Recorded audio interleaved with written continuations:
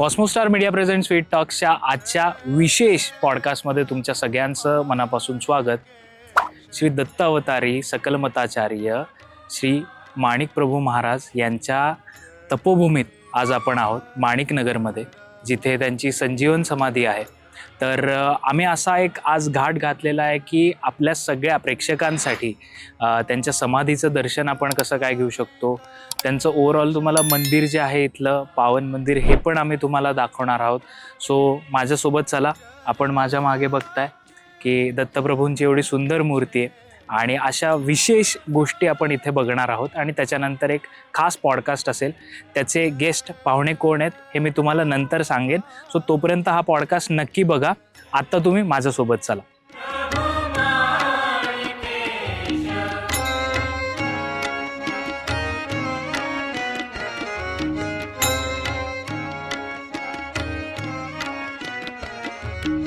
व्याप्त सकल व्योम वायु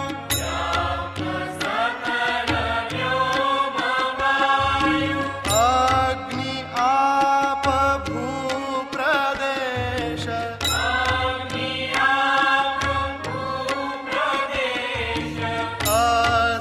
भाति प्रिय स्वरूप. या दत्तक्षेत्रात आहे ना आल्यापासून मला एवढं शांत वाटतंय. आपल्या बॉडीमधले जे चक्रास असतात ना ते एकदम शांत झाल्यासारखे वाटतात, ते हील होत आहेत असं वाटतात. अर्थात पंचमहाभूतं पण जी आहेत ना ती एकदम आपल्याला हील करत आहेत. सो ही तर सुरुवात आहे. अजून आपण पुढे बघूयात काय काय गोष्टी. चला माझ्यासोबत.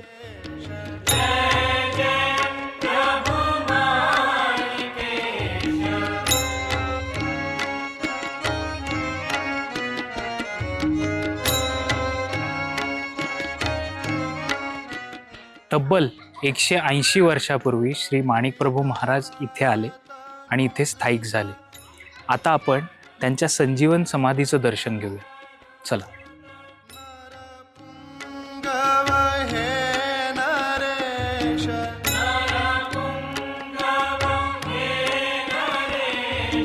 कृत अशेष सकल पाप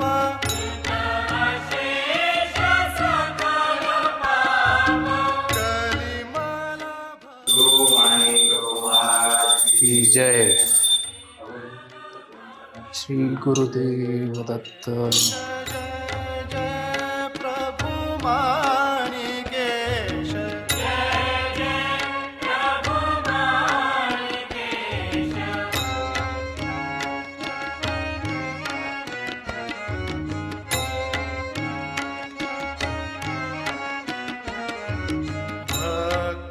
आपण आत्ताच समाधीचं दर्शन घेतलं, संजीवन समाधीचं दर्शन घेतलं.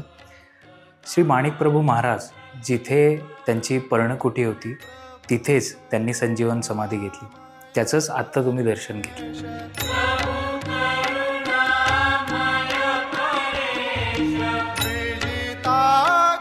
जवळपास 150 वर्षांपूर्वी ह्या मंदिराचं बांधकाम पूर्ण झालं, पण त्याच्याही आधीपासून श्री माणिकप्रभू महाराजांचा दरबार इथे असायचा. हे औदुंबराचं झाड बघताय, याचं एक महत्त्व आहे, ते मी आता तुम्हाला सांगतो. आपल्या परिवाराचा आवडीचा विषय तो म्हणजे श्री माणिकप्रभू महाराज आणि श्री स्वामी समर्थ यांची भेट या औदुंबर वृक्षाच्या खाली झाली होती. त्यांचे तासनतास एकांतिक वार्तालाप इथे होत असायचे. त्यामुळे भक्तांना दर्शन इथे आल्यावर श्री स्वामी समर्थ असतील किंवा श्री माणिकप्रभू महाराज असतील, त्यांना ज्यावेळी दर्शन हवं असायचं, भक्तांना त्यांचं दर्शन हवं असायचं, त्यावेळी ते इथे येऊन दर्शन घ्यायचं. गवहे नरेश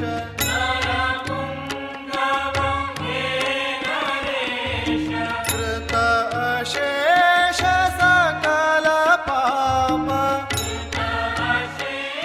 श्री माणिकप्रभू महाराजांच्या समाधीच्या काही काळ आधी त्यांनी त्यांचे ज्येष्ठ पुतणे सद्गुरू श्री मनोहर माणिकप्रभू महाराज यांना त्यांच्या गादीचा उत्तराधिकारी केले. त्यांचं वय जे होतं ते आय थिंक 7 वर्षाचं होतं आणि 7 वर्षाचे असताना ते बालयोगी होते आणि त्यांनी अनेक लीला त्यांच्या भक्तांना दाखवल्या. त्यातलं एक मोठं कार्य म्हणजे आपण म्हणू शकतो आत्ता आपण जे मंदिर बघितलं ह्याचं पूर्ण बांधकाम ते जेव्हा होते त्यावेळी झालेलं होतं. त्यामुळे ते बालरूपात असताना सुद्धा म्हणजे बालयोगी असताना सुद्धा त्यांनी किती मोठी मोठी कार्य केली याचा आपण एक अंदाज घेऊ शकतो. महाराजांनी वयाच्या 19व्या वर्षी जिवंत समाधी घेतली. ती समाधी इथे आहे. प्रभु करुणामय परेश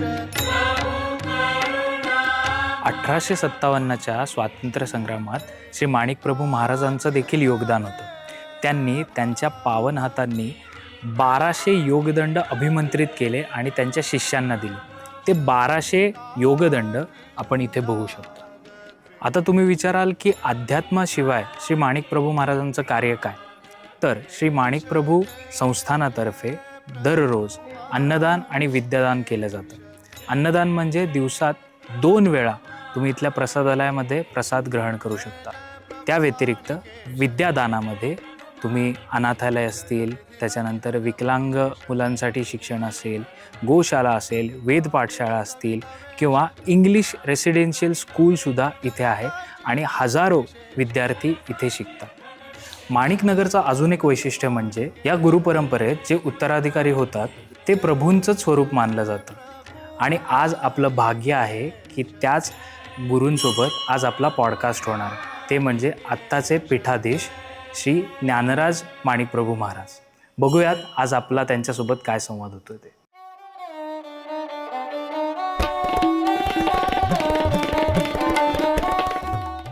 महाराज, तुमचं खूप खूप स्वागत आहे आमच्या कॉस्मोस्टार मीडिया या पॉडकास्टवर. आणि आज आम्ही खूप लकी आहोत की आम्हाला तुमचा पॉडकास्ट करायला मिळतो आहे. आणि आज आम्ही इथे माणिकनगरमध्ये आलेलो आहोत. एवढा सुंदर परिसर आहे आणि आम्ही आत्ताच समाधीचं दर्शन घेतलं श्री माणिक प्रभू महाराजांचं. आणि तुमचा आज पॉडकास्ट करायला मिळतो हे माझं भाग्य आहे. नाही, मलाही खूप आनंद होतो. धन्यवाद. आणि आज आपल्या पॉडकास्टला तुमची अनुमती असेल तर आपण सुरू अवश्य अवश्य अवश्य. तर सुरुवातीलाच मला हे विचारावं असं वाटेल की ज्यावेळी मी श्री माणिक प्रभू महाराजांविषयी बऱ्याचदा ऐकलं होतं पण त्यांच्या कार्याविषयी वाचलं कधी नव्हतं किंवा त्या रिलेटेड काही माहिती नव्हतं. तर त्यांच्या अवतार कार्याविषयी आम्हाला सांगा की कशी सुरुवात होती आणि 4था अवतार ते दत्तप्रभूंचा आहे असं म्हणतात. असं आहे, आपल्या भारतीय अध्यात्मामध्ये अवताराची संकल्पना आहे. अवतार म्हणजे काय? खाली उतरणे. अवतरति इति अवतारः. हां. परमात्मा जेव्हा आपल्या सच्चिदानंद घन अशा स्थानापासून खाली उतरून मानव देह धारण करतो त्यावेळी त्याला अवतार म्हणतात. बरं. आता खरं जर पाहिलं तर वेदांताच्या दृष्टीने आपण सगळे अवतारच आहोत. हां. कारण परमात्माच आपल्या रूपामध्ये ह्या नामरूपाला अभिव्यक्त करत आहे. बरोबर. पण काही काही अंतःकरणं अशी असतात की ज्यामध्ये परमात्मा अत्यंत प्रकाशाने प्रतिबिंबित होतो. आता सूर्य आहे, सूर्याचा जो प्रकाश आहे तो आरशालाही प्रकाशित करतो, दगडालाही प्रकाशित करतो. पण आरशामध्ये तो सूर्य स्पष्टपणे भासतो, बरोबर. दगडामध्ये तो भासत नाही.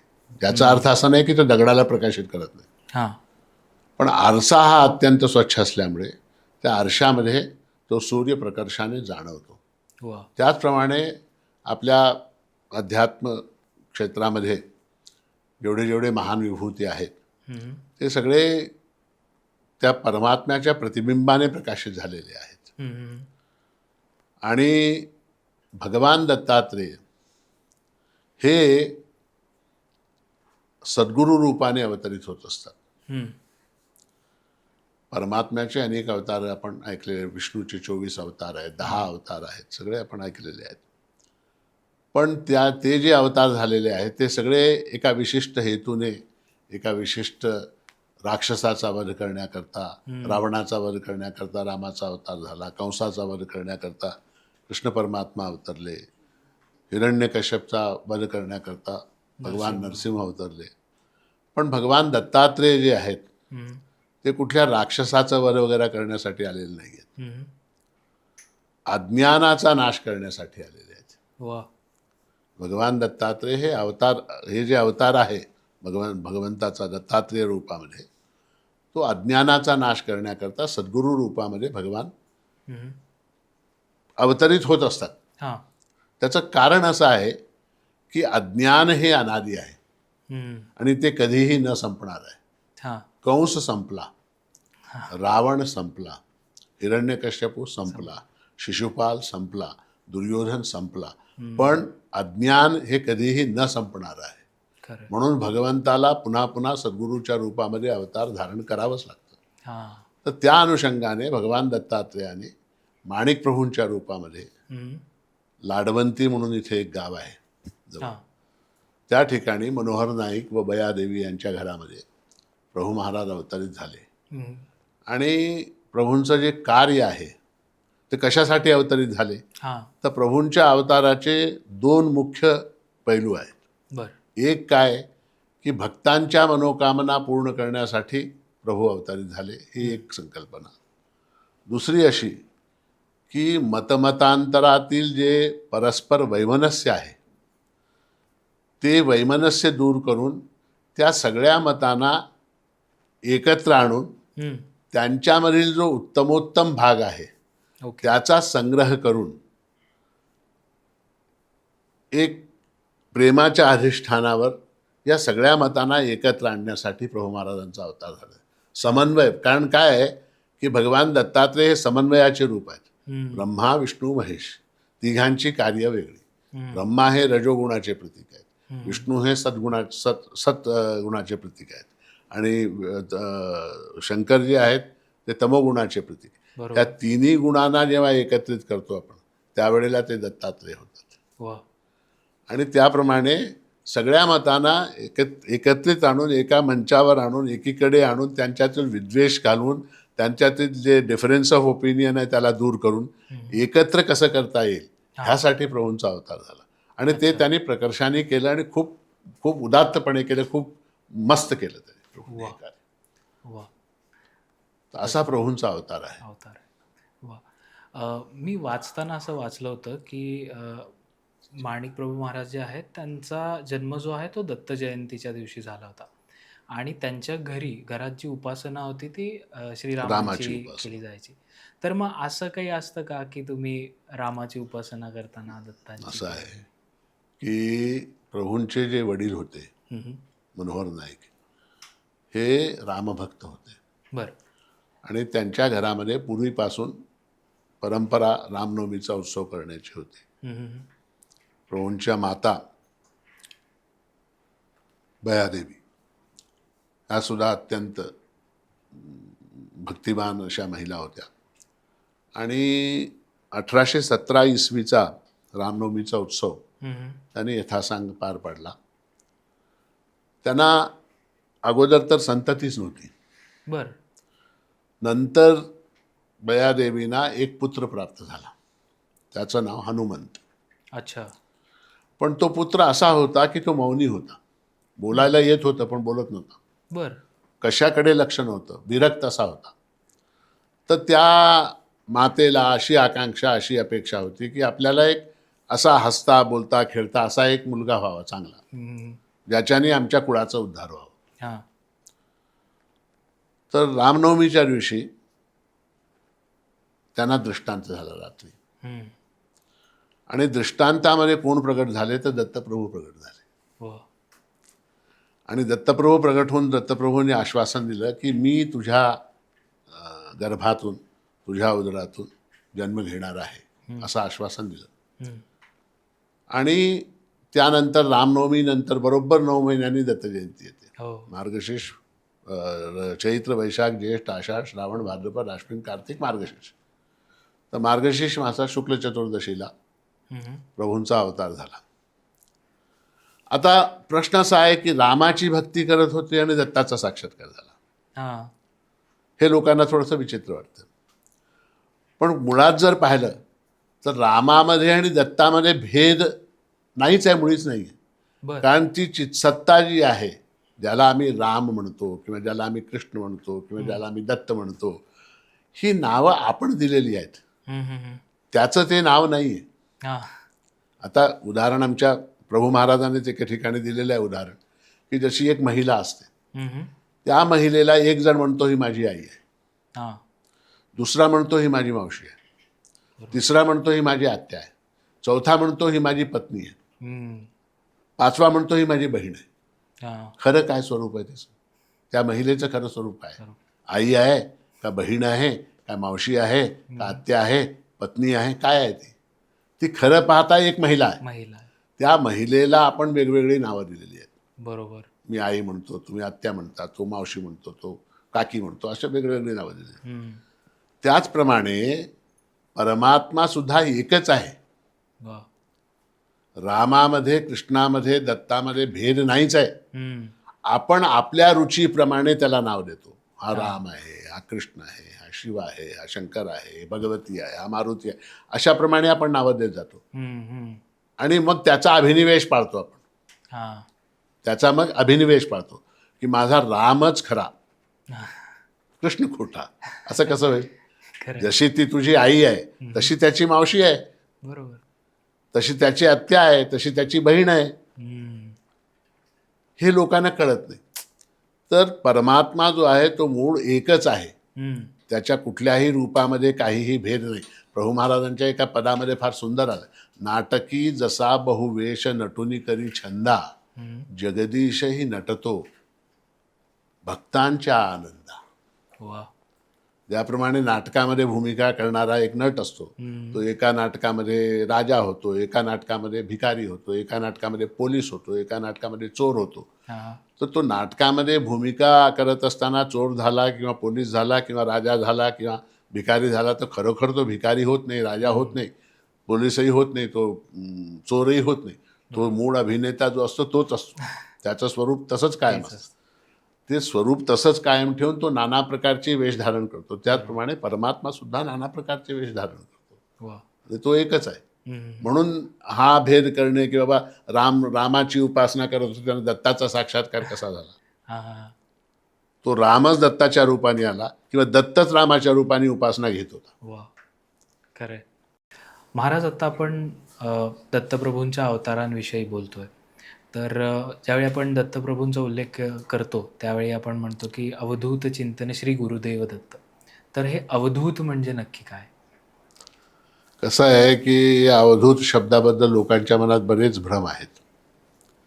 काही लोकांना असं वाटतंय की अवधूत म्हणजे ज्यांनी कपडे काढून टाकलेले आहेत, ज्यांनी अंगाला राख फासलेली आहे, जो स्मशानामध्ये राहतो, जो लोकांपासून अलिप्त आहे, अशा प्रकारच्या पुष्कळ गोष्टी आहेत. त्या गोष्टी प्रत्येक साधनेचं वेगळं वेगळं जरी महत्त्व असलं तरी त्याच्यावरून कोणाला अवधूत म्हणता येत नाही. कारण अवधूत शब्दाची व्युत्पत्ती अशी आहे की सर्वान प्रकृतिविकारान अवधूनोती इति अवधूतः. बर. प्रकृतीच्या सगळ्या विकारांना ज्यांनी झाडून टाकलेलं आहे, धूत शब्दाचा अर्थ धुवून टाकलेला. अच्छा. प्रकृतीच्या सगळ्या विकारांना ज्यांनी धुवून टाकलंय तो अवधूत. आता प्रकृतीचे विकार म्हणजे काय? तर 6 विकार सांगितलेले आहेत. अस्ति, जायते, वर्धते, विपरिणमते, अपक्षीयते, नश्यते. बर. म्हणजे काय? गर्भामध्ये येणे ह्याला अस्ति म्हणतात. अच्छा. जन्मणे ह्याला अस्ति जायते म्हणतात. नंतर वर्धते, जन्मल्यानंतर ते शरीर जे आहे त्याचं वर्धन होतं, ते लहानाचं मोठं होतं, वाढतं. त्याच्यानंतर विपरिणमते, मग त्याच्यामध्ये परिवर्तन होतात. काळे असलेले केस पांढरे होतात, 32 असलेले दात 28 होतात, अशा प्रकारे परिवर्तन होत जातं. मग अपक्षीयते, मग त्याच्यामध्ये एक प्रकारचा ऱ्हास, एक प्रकारचा क्षय दिसून येतो. पूर्वीची शक्ती असत नाही, वागते, कंबर वागते, शरीरामध्ये बळ असत नाही, अपक्षीयते. आणि शेवटी नश्यते. अच्छा. हे जे 6 विकार आहेत हे कशाचे आहेत? हे प्रकृतीचे आहेत. म्हणजे काय? हे शरीराचे आहेत. अच्छा. हे शरीराचे विकार आहेत. आपण सगळे त्या 6 विकार, मी म्हातारा झालो, मी वाढलो, माझं वजन वाढलं, असं आपण म्हणतो. अवधूत जो असतो तो स्वतःला शरीर मानत नाही, तो आत्मा समजतो स्वतःला. आणि आत्मा जो आहे त्या आत्म्याला हे कुठलेच विकार नाहीत. बर. आत्मा जन्मत नाही, आत्मा वाढत नाही, आत्मा नष्ट होत नाही, आत्म्याचा क्षय होत नाही, आत्मा नष्ट होत नाही. अशा प्रकारे हे सगळे जे विकार आहेत हे आत्म्याला लागू पडत नाहीत. त्याचं जे आयडेंटिफिकेशन आहे त्या अवधूताचं, जरी तो देहामध्ये असला तरी त्याचं आयडेंटिफिकेशन आत्म्याशी आहे. अच्छा. आणि आत्म्याशी आयडेंटिफिकेशन झाल्यामुळे मग इकडचे हे सगळे विकार जे आहेत त्याचे ते त्याच्यासाठी नेग्लिजिबल, म्हणजे तिकडे तो लक्षच देत नाही, ते त्यांनी धुवून टाकले. साधं आपलं लोकव्यवहारामधलं उदाहरण घ्यायचं झालं, एखादा मनुष्य असतो, एखाद्या पार्टीमध्ये असतो, त्या पार्टीमध्ये असताना त्याच्यावर हजारो करोड रुपयाच्या घोटाळ्याचे आरोप असतात. हजारो करोड रुपयाच्या घोटाळ्याचे आरोप असतात एका पार्टीमध्ये. नंतर एके दिवशी तो अचानक पार्टी बदलतो. पार्टी बदलून ते एका वेगळ्या पार्टीचं ते जे असतं ना ते अंगवस्त्र ते धारण करतो. मग ते धारण केल्यानंतर त्या पार्टीमध्ये असताना जे जे घोटाळे त्यांनी केले होते ते एका क्षणामध्ये संपतात की नाही. अवधून होती सर्वान प्रकृती विकारान, ती सगळी जी विकारं आहेत किंवा ते सगळे जे त्याच्यावर आरोप आहेत ते सगळे त्या क्षणाला धुतले जातात. कसं? पार्टी बदलली. अवधूत जो असतो ना तो देहाच्या प्रकृतीच्या पार्टीमधून त्या पार्टीला सोडून तो चैतन्याच्या पार्टीमध्ये, आत्म्याच्या पार्टीमध्ये येतो. आणि आत्म्याच्या पार्टीमध्ये आल्यामुळे देहाचे जे विकार आहेत, प्रकृतीचे जे विकार आहेत, संसाराचे जे विकार आहेत ते त्याला बाधू शकत नाहीत. त्याचं आयडेंटिफिकेशन परमात्म्याशी, आत्मा म्हणजे काय? आत्मा म्हणजेच परमात्मा. तर त्या आत्म्याशी, त्याचं चैतन्याशी, त्याचं जे सुप्रीम ट्रुथ आहे, जे परमसत्य आहे, त्या परमसत्याशी त्याचं आयडेंटिफिकेशन तादात्म्य झाल्यामुळे प्रकृतीच्या विकारांना तो धुवून टाकतो. म्हणून त्याला अवधूत म्हणतात. तो कपडे काढून वागतो किंवा भस्म लावून घेऊन वागतो किंवा स्मशानामध्ये राहतो किंवा वायुभक्षण करून राहतो किंवा एका पायावर उभा राहतो किंवा मौनच पाळतो, तर तो ठीक आहे. त्या सगळ्या गोष्टी, मौनाचं आपलं महत्व आहे, भस्माचं आपलं महत्व आहे, स्मशानामध्ये साधना करण्याचं आपलं महत्व आहे, कपडे न घालण्याचं आपलं एक वेगळं महत्व आहे. पण त्याला अवधूत म्हणता येत नाही. अवधूत कोणाला म्हणतो? जो आत्म्याशी ज्यांनी तादात्म्य साधलं आणि देहाचे जे विकार आहेत त्यांचा परित्याग करून टाकला, तर तो अवधूत. आणि प्रभू महाराज असे अवधूत होते. आणि दत्त संप्रदायामधले जे जे विभूती आहेत ते सगळे असेच होते. म्हणून त्यांचं स्मरण करणे, त्यांचं चिंतन करणे, अवधूत चिंतन श्री गुरुदेव दत्त. कारण अवधूतांमध्ये जे आद्य अवधूत आहेत ते भगवान दत्तात्रय आहेत. ते भागवतामध्ये कथा आहे ना त्यांची, की ते मस्त निघालेले होते, तरुण होते आणि वनामध्ये विचरण करत होते भगवान दत्तात्रय. त्यांना कशाचीच फिकर नाही, कशाचीच चिंता नाही, आनंद मग्न आपले चालले, स्वच्छंद चाललेले आहेत. तेव्हा यदुराजाने विचारलं त्यांना की बाबा रे, हे तुझ्या आनंदाचं कारण काय? असं तो यदु दत्त संवाद भागवतामध्ये 11व्या स्कंदामध्ये आलेला आहे. त्याचं भगवंताने उत्तर दिलेलं आहे, तो भाग वेगळा. पण अवधूत शब्दाचा अर्थ असा आहे की प्रकृतीच्या विकारांना ज्यांनी धुवून टाकलं तो अवधूत. क्या बात आहे. महाराज, दत्त संप्रदायात मधुकरी मागणं जे म्हणतात याला सुद्धा एक वेगळं महत्त्व आहे, तर त्याविषयी आम्हाला थोडं सांगा. असं आहे, मधुकर असा एक शब्द आहे. मधुकर म्हणजे काय? मधुकर म्हणजे भुंगा. मधुकर म्हणजे भुंगा. आता तो जो भुंगा असतो, भ्रमर ज्याला आपण म्हणतो, तो काय करतो? तो त्या फुलातून, ह्या फुलातून, मोठ्या फुलातून, लहान फुलातून, लाल फुलातून, निळ्या फुलातून, सगळ्या फुलांमधून जे उत्तमोत्तम तत्व आहे त्याचाच संग्रह करतो. भवरा जो असतो तो गुलाबाच्या फुलातून, मोगऱ्याच्या फुलातून, जाईच्या फुलातून, सगळ्या फुलामधून जो उत्तमोत्तम भाग आहे, त्यातलं जे सगळ्यात मधुर असं भाग आहे त्याचा संग्रह करतो, तो मधुकर. आणि अशी वृत्ती ज्याची असते त्या वृत्तीला मधुकरी म्हणतात. भागवतामध्ये आलेलं भगवान दत्तात्रेयांच्या मुखातून आलेला श्लोक आहे, अणुभ्यश्च महद्भ्यश्च शास्त्रेभ्य कुशलो नरः सर्वतः सारमाराध्यात पुष्पेभ्य षट्पदः. भवरा ज्याप्रमाणे हे फूल मोठं आहे, हे फूल लहान आहे, हे फूल का निळं आहे, हे फूल लाल आहे, हे फूल पिवळं आहे, हे पाहत नाही, त्यातून सार तत्व ग्रहण करतं. त्याप्रमाणे शास्त्रेभ्य कुशलो नरः, शास्त्रामध्ये कुशल असलेला मनुष्य काय करतो? सार ग्रहण करतो.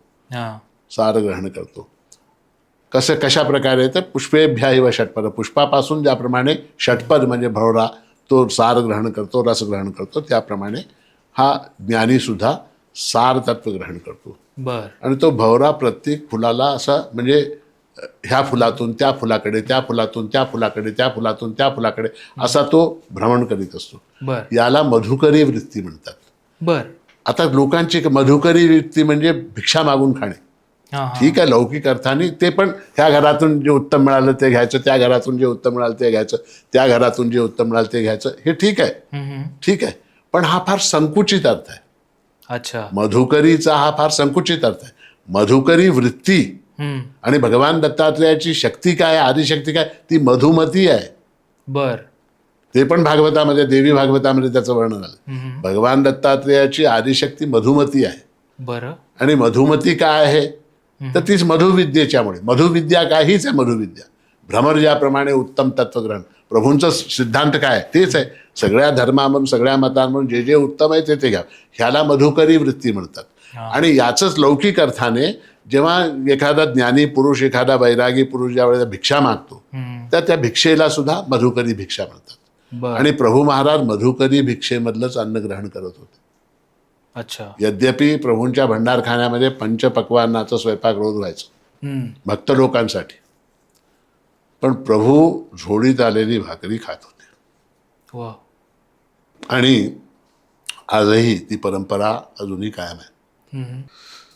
प्रभूंच्या काळातली एक कथा आहे की एक फार मोठे कीर्तनकार होते. ते प्रभूंकडे आले. त्यांनी पाहिलं, ऐश्वर्य पाहिलं प्रभूंचं. हजारो लोक जेवत आहेत, हजारो लोकांची पंगत होती आणि प्रभूंचं सगळं ऐश्वर्य पाहिलं. त्या कीर्तनकाराच्या मनामध्ये असं आलं की एवढ्या लोकांना एवढं उत्तम उत्तम अन्न खाऊ घालतात हे प्रभू महाराज, हे स्वतः काय खात असतील. तर त्यांनी एकदा हिम्मत करून प्रभू महाराजांपुढे विनंती केली. बर. की मला आपल्या पंक्तीचा लाभ घ्यायचा आहे.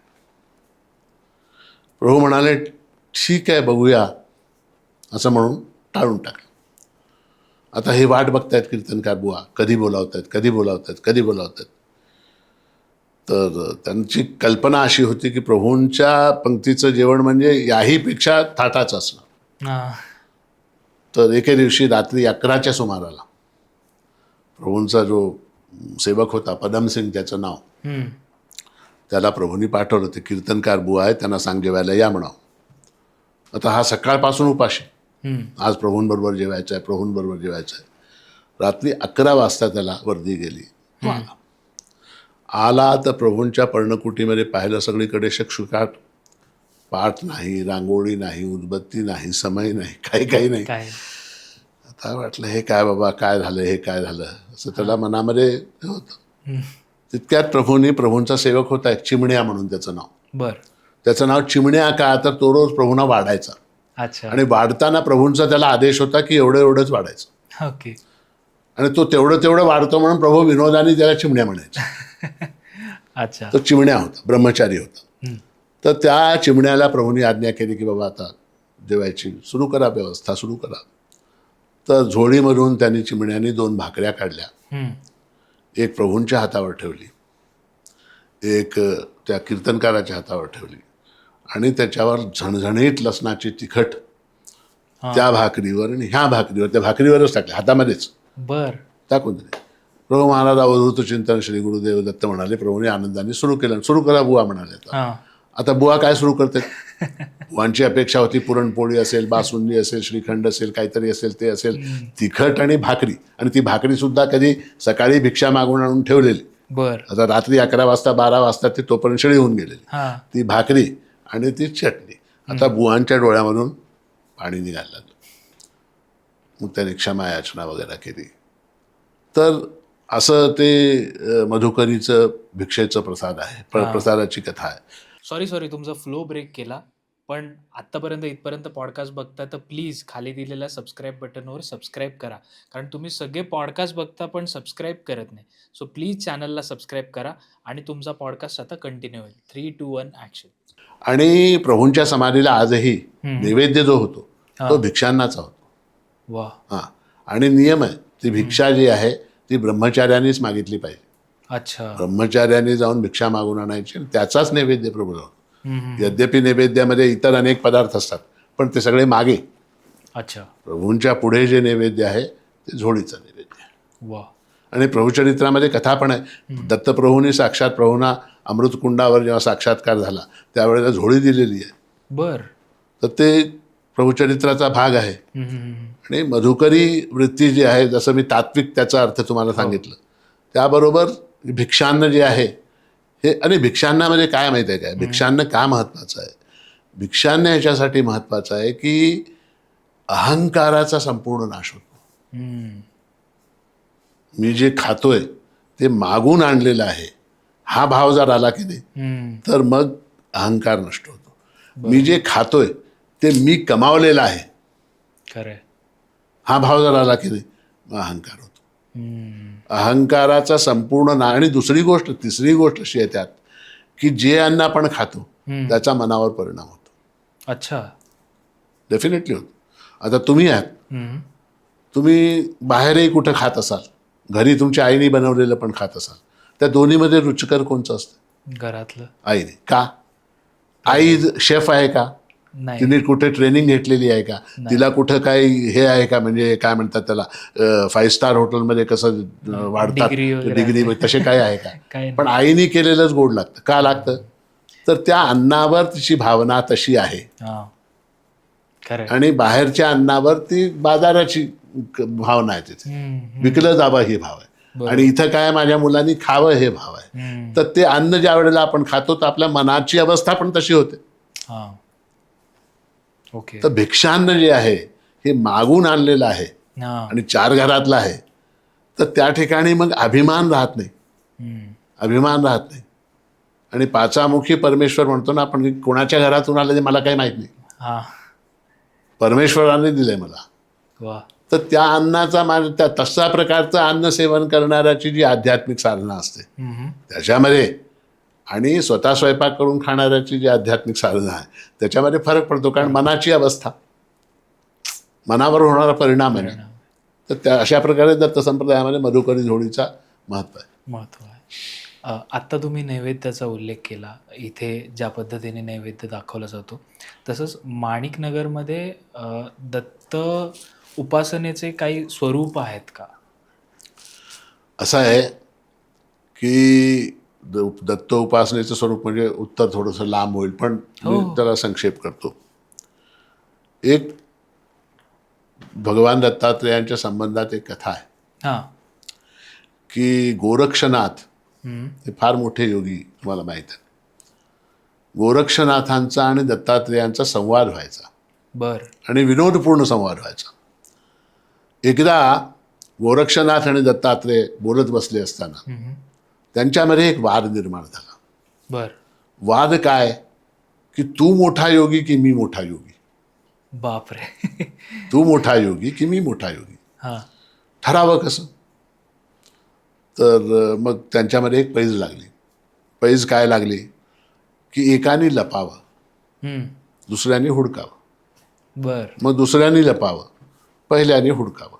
या खेळामध्ये जो अंततः जिंकला तो मोठा योगी. बर, आता पहिले गोरक्षनाथांवर आली पाळी लपायची. तर गोरक्षनाथ लपले कुठेतरी हिमालयामध्ये, कुठल्या तरी कंदरेमध्ये, कुठल्या तरी गुहेमध्ये जाऊन बसले. आता दत्तप्रभूंना ओळखायचं होतं कुठं बसले. आता दत्तप्रभूंना वेळ लागणार आहे की कुठे बसलेत हे ओळखायला. हा, जे अंतर्यामी आहेत, साक्षात परमात्मा आहेत, त्यांना कशाचा वेळ लागणार आहे? तर ज्या ठिकाणी ते बसलेले होते गोरक्षनाथ, तिथे दत्तप्रभू दत्त म्हणून प्रगटले. बर, आपल्या मराठीत म्हणा दत्त म्हणून समोर आला. दत्त म्हणून प्रगटले. त्या गोरक्षनाथाची जटा धरली आणि म्हणाले, बघ मी आलो बघ तुला हुडकायला, हुडकलं तुला, तू हरलास. बर, तो म्हणा, अजून नाही प्रभू, असं कसं? तुम्ही लपा, मी शोधतो. ठीक आहे म्हणाले. दत्तप्रभू लपले, अंतर्धान पावले. कुठे लपले कोणास ठाऊक. आता गोरक्षनाथ हुडकत आहेत, कुठे कुठे म्हणून हुडकावं. आमच्या प्रभू महाराजांनी सुंदर वर्णन केलं. प्रभू महाराज म्हणतात, शेषाचली आसन माहुरगडात निद्रास्थान, है ना, काशीत स्नान करी चंदन लावी पंढरपुरी, वा, कोल्हापुरी फिरे झोळी, हा, भोजन करीत पुरी पांचाळी, तुळजापुरी धुई हस्त, मेरू शिखरी समाधिस्त. अशा प्रकारे दत्ताच्या संचाराचं वर्णन प्रभू महाराजांनी केलेलं. तर सगळीकडे फिरून झालं, पांचाळपुरीमध्ये जाऊन पाहिलं जेवतायत काय तिथे नाहीत, कोल्हापूरला जाऊन पाहिलं भिक्षा मागतायत काय झोळी मागतायत काय तिथे नाहीत, काशीला जाऊन पाहिलं स्नान करतायत काय तिथे नाहीत, शेषाचलावर जाऊन पाहिलं आसन सिद्ध करून बसलेत का तिथे नाहीत, माहूरगडावर जाऊन पाहिलं झोपलेत का तिथेही नाही. शेवटी गोरक्षनाथ हुडकून हुडकून हुडकून थकले. दत्तप्रभू काही सापडले नाही. बर. शेवटी त्यांनी अत्यंत आर्द्रभावाने प्रार्थना केली, प्रभू मी हरलो, आता तुम्ही प्रगट व्हा. त्यावेळेला प्रगट झाले, दत्त म्हणून प्रगट झाले. प्रगट झाल्यावर विचारलं गोरक्षनाथांनी, तुम्ही कुठे होता, तुम्ही होतात कुठे, मी सगळीकडे हुडकलं. तर भगवान दत्तात्रय म्हणाले की मी तुझ्या हृदयामध्ये होतो. वा. ईश्वर सर्वभूतानां हृद्देशे अर्जुन तिष्ठती भ्रामयन सर्वभूतानि यंत्रारूढानी मायया, असं भगवंतानी गीतेमध्ये स्पष्टपणे सांगितलं. तर लपायला जागा कुठली, तुझ्या हृदयामध्ये होतं. वा. तर भगवान दत्तात्रय जे आहेत ना, ते प्रत्येकाच्या शरीरामध्ये, तुमच्या माझ्या सकट सगळ्यांच्या शरीरामध्ये आत्मरूपाने स्थित आहेत. या शरीररूपी यंत्राला चालना देणारी शक्ती म्हणजे दत्तात्रेय. का तर आमच्या शरीराला चालना देणारे 3 गुण आहेत, सत्व रज तम. मी झोपतो, झोपी जातो रात्री सुषुप्तीच्या वेळी, त्यावेळी काय आहे, तमोगुण आहे. अच्छा. आता मी जागृतीमध्ये आहे, मी जाणतो, मी बोलतो, मला सगळं काही पाहता येत आहे, मला सगळं कळतंय, हे काय, हे सत्वगुण आहे. सत्वगुणामुळे ज्ञान होतं, हे मला कळतंय, आता तुमच्याशी बोलतोय मला कळतंय, किंवा तुम्ही माझ्याशी बोलताय तुम्हाला जाणीव आहे त्याची, हे सत्वगुण आहे. पुन्हा थोड्या वेळाने उठावं, बसावं, ते करावं, हे करावं, हां, अशा प्रकारची इच्छा उत्पन्न होते. ते कमवावं, पैसे कमवावे, ते करावं, हे करावं, हे रजोगुण आहे. आपलं जीवन म्हणजे काय, सत्व रजतम 3 गुण आहेत. ह्या 3 गुणांना चालना देणारा या गुणापेक्षा अतीत आहे, या गुणांपेक्षा अतीत आहे. आणि तो या देहरूपी यंत्राला चालवणारा जो आत्मा आहे तोच दत्तात्रेय आहे. वा. तोच दत्तात्रेय आहे. एक हे दत्ताचं आध्यात्मिक स्वरूप झालं. बरोबर. त्यानंतर तोच दत्त अत्रेय आणि अनुसूया यांच्या पुत्राच्या रूपाने ब्रह्मा विष्णू महेश यांच्या एकत्रित स्वरूपामध्ये तो दत्तात्रेय प्रगट होतो. ते त्याचं आधी दैविक स्वरूप आहे. अच्छा. आणि तोच दत्तात्रेय सद्गुरूच्या रूपामध्ये प्रगट होतो, ते त्याचं आधिभौतिक रूप. अच्छा. तर एकाच सत्तेचे 3 रूप आहेत, आध्यात्मिक, आधिभौतिक, आधिदैविक. जसे एकाच माणसाचे 3 रूप असतात, एकाच माणसाचे 3 रूप असतात. ऑफिसमध्ये जेव्हा जातो त्यावेळेला मी तिथला एक ऑफिसर असतो. करेक्ट. घरी येतो तर मी नवरा होतो, किंवा मुलगा होतो, किंवा बाप होतो. गाडी चालवतो तेव्हा मी ड्रायव्हर होतो. खरं. स्वयंपाक करतो तेव्हा मी स्वयंपाकी होतो. तर एकच माणसाची जशी याप्रमाणे ह्या अनेक रूप आहेत, त्याप्रमाणे परमात्म्याची सुद्धा ही 3 रूप आहेत. ओके. आध्यात्मिक, आधिदैविक, आधिभौतिक. आणि ह्या 3 रूपामध्ये तो परमात्मा सतत संचार करीत असतो. अच्छा. इथे आहे म्हणून तिथे नाही असं नाही, तिथे नाही म्हणून इथे आहे असं नाही. ते 3ही रूपं त्याचीच आहेत. वा. आता हे तुमच्या साधनेवर, तुमच्या ज्ञानावर, किंवा तुमच्या आध्यात्मिक पातळीवर डिपेंड करतंय की तुम्ही त्याच्या कुठल्या रूपाचा अंगीकार करता. हां. शुद्ध ज्ञानयुक्त तुमची उपासना असेल तर दत्तप्रभू म्हणजे आत्मा आहेत. त्यांचं नावच दत्त पडलं. दत्त कशासाठी, दातृत्वे आत्मा देयत्री ब्रह्माला. बर. तुम्ही ऐकलंय की नाही मला माहित नाही कधी. अजून एक कथा आहे दत्तात्रेयांची, हां. की एकदा भगवान विष्णूंनी सर्वजित नामक याग केला. बर. त्या सर्वजित यज्ञामध्ये असं असतं की त्याची पद्धती आहे काय, की ते यज्ञ संपल्यानंतर यजमानाने आपलं सगळं दान करून टाकावं. जे काही आहे ते सगळं दान करावं, सगळं दान करावं. भगवंतानी त्याप्रमाणे सगळ्यांना कळवलं की बाबा अमुक तिथीला दान आहे, तुम्ही घेऊन जा. सगळे ऋषी मुनी हजारोच्या संख्येने जमा झाले दान घेण्यासाठी. वैकुंठामध्ये ऋषी जमा झाले. भगवंतानी यज्ञ केला, यज्ञ करून पूर्णाहुती केली आणि दानाला आरंभ केला. सगळ्या ऋषी वशिष्ठ आले, विश्वामित्र आले, अमुक आले, गौतम आले, ते आले, हे आले. सगळ्यांना कोणाला काय पाहिजे ते घेऊन जा म्हणाले.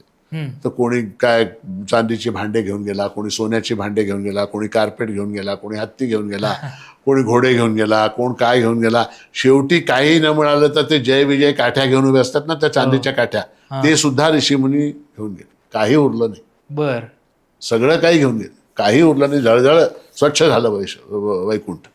तेव्हा दत्त प्रभूने भगवंतानी त्या जय विजयला विचारलं, बाबा सगळे आले का, ऋषीमुनी सगळे तृप्त झाले का? म्हणाले, महाराज सगळे आले, फक्त अत्रिमुनी आले नाहीत. बर. अत्रिमुनी आले नाहीत. का आले नाहीत? चौकशी करा. त्यांना व्हॉट्सॲप वगैरे सगळं पाठवलं होतं. का आले नाहीत? हा. मग जाऊन पाहिलं तर अत्रिमुनी मध्यान्ह संध्या करत बसले होते. बर. जय विजयनी जाऊन बोलावलं, महाराज तुम्हाला भगवान बोलावते, देव बोलावते दान घेण्यासाठी. ते म्हणाले, जप चालू आहे, ते झाल्यावर येतो, तोपर्यंत येणार नाही. जप वगैरे सगळं त्यांचा अन्निक आटपून अत्रिमुनी संध्याकाळच्या वेळेला वैकुंठामध्ये गेले. तेव्हा वैकुंठामध्ये शुकशुकाट, काही नाही, सगळं स्वच्छ. सतरंजी नाही, लाईट नाही, खुर्ची नाही, टेबल नाही, काही नाही, सगळं काही घेऊन गेले ऋषीमुनी. अत्री आलेत म्हणून सूचना केली, भगवान आले दरवाजापर्यंत स्वागत करायला. भगवंतांनी स्वागत केलं अत्रिमुनींचं. आणि अत्रिमुनी म्हणाले की मी दान घ्यायला आलोय, आता मला दान द्या. भगवान म्हणा, आता कशाला आलात, माझ्याजवळ काय, आता माझ्याकडे काय शिल्लक आहे, सगळं काही देऊन झालं, आता माझ्याकडे काही शिल्लक नाही. तर त्यावेळेला अत्री म्हणाले की काय खरोखर काही शिल्लक राहिलं नाही, खरोखर काहीच नाही का? तेव्हा भगवान म्हणाले, मी आहे शिल्लक, आता फक्त मी स्वतःचा दान तुला करतो. बर. स्वयं दत्तोहम, असं भगवान म्हणाले, मी स्वतःला तुला देऊन टाकतो. आणि स्वतःला त्याने अत्रिमुनीला देऊन टाकलं, म्हणून त्यांचं नाव दत्त आहे. अच्छा. त्यांचं नाव दत्त काय? देऊन टाकलं स्वतःला. अत्री म्हणजे काय? अत्री म्हणजे शरीर. अत्री म्हणजे शरीर. ज्या ठिकाणी 3 अवस्था आहे, जागृती, स्वप्न, सुषुप्ती, कौमारम, यौवनम, जरा, सत्व, रजतम, ह्या सगळ्या गोष्टी, ती त्रिपुटी ज्या ठिकाणी आहे त्याला शरीर म्हणतो, त्याला अत्री म्हणतात. त्या अत्रीला चालवणारा जो आहे तो आत्मा, तो दत्तात्रेय आहे. तोच ब्रह्मा विष्णू महेश आहे, तोच माणिक प्रभू आहे. तर हे त्याची 3 रूप आहेत, आध्यात्मिक, आधिदैविक, आधिभौतिक.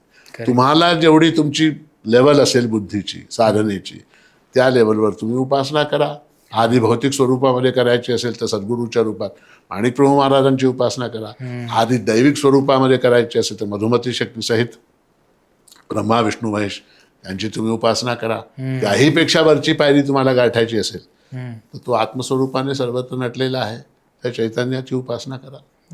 ही दत्त उपासना आमच्याकडे आहे. वा वा.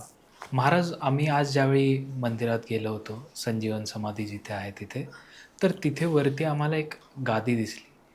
तर त्याविषयी थोडं सांगा, ते काय आहे नेमकं? आता तुम्ही जे उपासनेचा प्रश्न विचारला ना, दत्त उपासना माणिकनगरला कशी आहे, त्याचाच भाग आहे हा. बर. काय आहे की त्याला आम्ही दत्ताची गादी म्हणतो. अच्छा.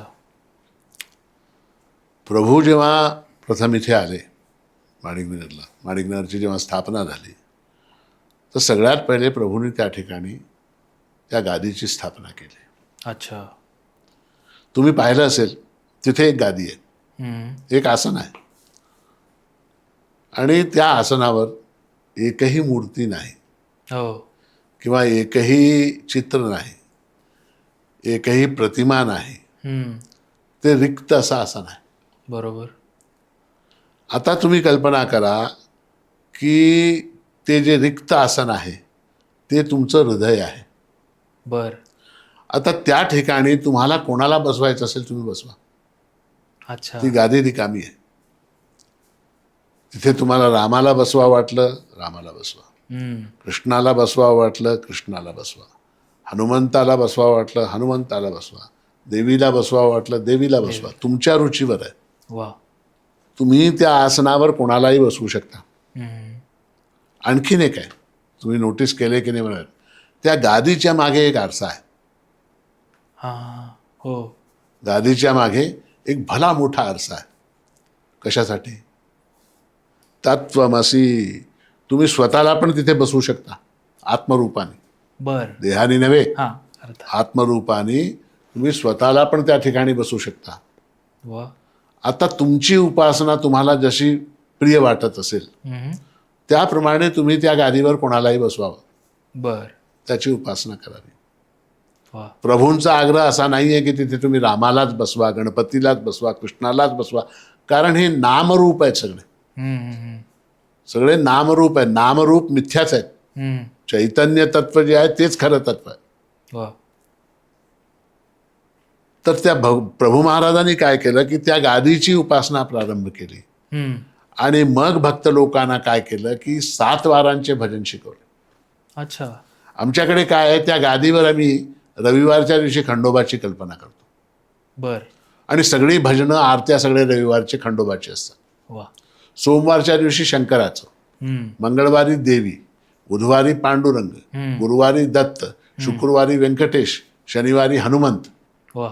आता आम्ही गुरुवारी त्याच आरती, त्याच दत्ताच्या गादीची आरती जयदेव जयदेव दत्तावधूता म्हणून करतो. हा. आणि शनिवारी त्याचीच आरती आम्ही जयदेव जयदेव जय जय हनुमंता म्हणतो.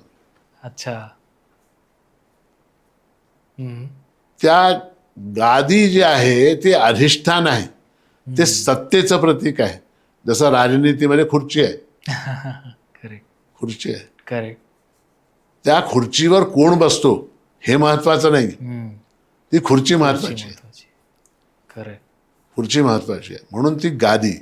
आणि त्या गादीला जोडलेली ही 7 वाराची भजनाची उपासना, हम्म. हे प्रभूंच्या काळापासून चालू आहे बर. आणि आजही चालू आहे. हम्म. अशी ती संक्षेपामध्ये त्याची माहिती आहे. महाराज, माणिक प्रभू महाराज जे आहेत तर त्यांचं इष्टदैवत जे होतं ते प्रभू दत्तात्रय होते. पण त्यांनी अशी पदं लिहिलेली आहेत की जी इतर देवी देवतांवर पण आहे किंवा सद्गुरूंवर पण आहे. तर त्याविषयी आम्हाला थोडं सांगा, कारण ते महाराष्ट्रभर प्रचलित आहे. हो, असं आहे की प्रभूंची पद्यमाला जी आहे, ज्याला आम्ही पद्यमाला म्हणतो, प्रभूंच्या पदांचा संग्रह, बर. त्याला आम्ही पद्यमाला म्हणतो. ती पद्यमाला जर वाचली किंवा प्रभूंची गाणी आपण ऐकली तर आपल्या मनामध्ये संभ्रम निर्माण होतो. अच्छा. की प्रभू नेमके दत्तोपासक होते, वारकरी होते, कृष्णाचे भक्त होते, रामाचे भक्त होते, मुळात काय होते काय? हम्म. कारण कसं आहे की प्रभू महाराज जेव्हा घरातून बाहेर पडले, 13व्या-14व्या वर्षी घरातून बाहेर पडले, तर घरातून बाहेर पडत असताना त्यांची पहिली रचना, पहिलं पद त्यांनी म्हटलं किंवा लिहिलं तर ते प्रभूविण कोण कोणाचा वाली. अच्छा. आता बघा, तो प्रभू जो आहे, प्रभूंच्या पदामधला जो प्रभू आहे ते दत्तप्रभू आहे. हम्म. आणि प्रभू महाराजांच्या तोंडामध्ये नेहमी प्रभू शब्द असायचा. अच्छा. काही झालं प्रभूची इच्छा, प्रभू करतील ते खरं, प्रत्येक वाक्यामध्ये प्रभू शब्द यायचं. म्हणून त्यांचं नाव माणिक, त्याच्या पुढे प्रभू जोडलं गेलं. त्यांचं नाव माणिक प्रभू नव्हे, नाही. त्यांचं नाव पाळण्यातलं नाव माणिक. बर. त्यांची आजी लाडानी रत्न्या म्हणायची, लाडनशा, मदनशा, अमुकशा, तेशा, लाडानी आई आजोबा आजी वगैरे काही नाव म्हणायचे, पण त्यांचं नाव होतं माणिक. बर. त्या माणिक शब्दाच्या पुढे प्रभू केव्हा जोडलं, कसं जोडलं, तर कालांतराने तोंडातून नेहमी नेहमी प्रभू प्रभू प्रभू निघत गेलं तर ते प्रभू तिथे जाऊन जोडलं ते, आणि ते माणिक प्रभू झालं. आता प्रभू जेव्हा संचाराला निघाले तर ते पहिल्यांदा कुठे गेले, तर प्रभू फिरत फिरत फिरत फिरत फिरत फिरत फिरत अनेक ठिकाणी गेले. बर. गिरनारवर गेले. अच्छा. तिथे राहून अनेक दिवस तिथे राहून प्रभूंनी दत्तावरची जेवढी पदं आहेत तिथे लिहिलेली आहेत. परळी वैजनाथला गेले. हम्म. त्या परळी वैजनाथ क्षेत्रामध्ये राहिले प्रभू, तर तिथे त्यांनी पदं लिहिली शंकरावर.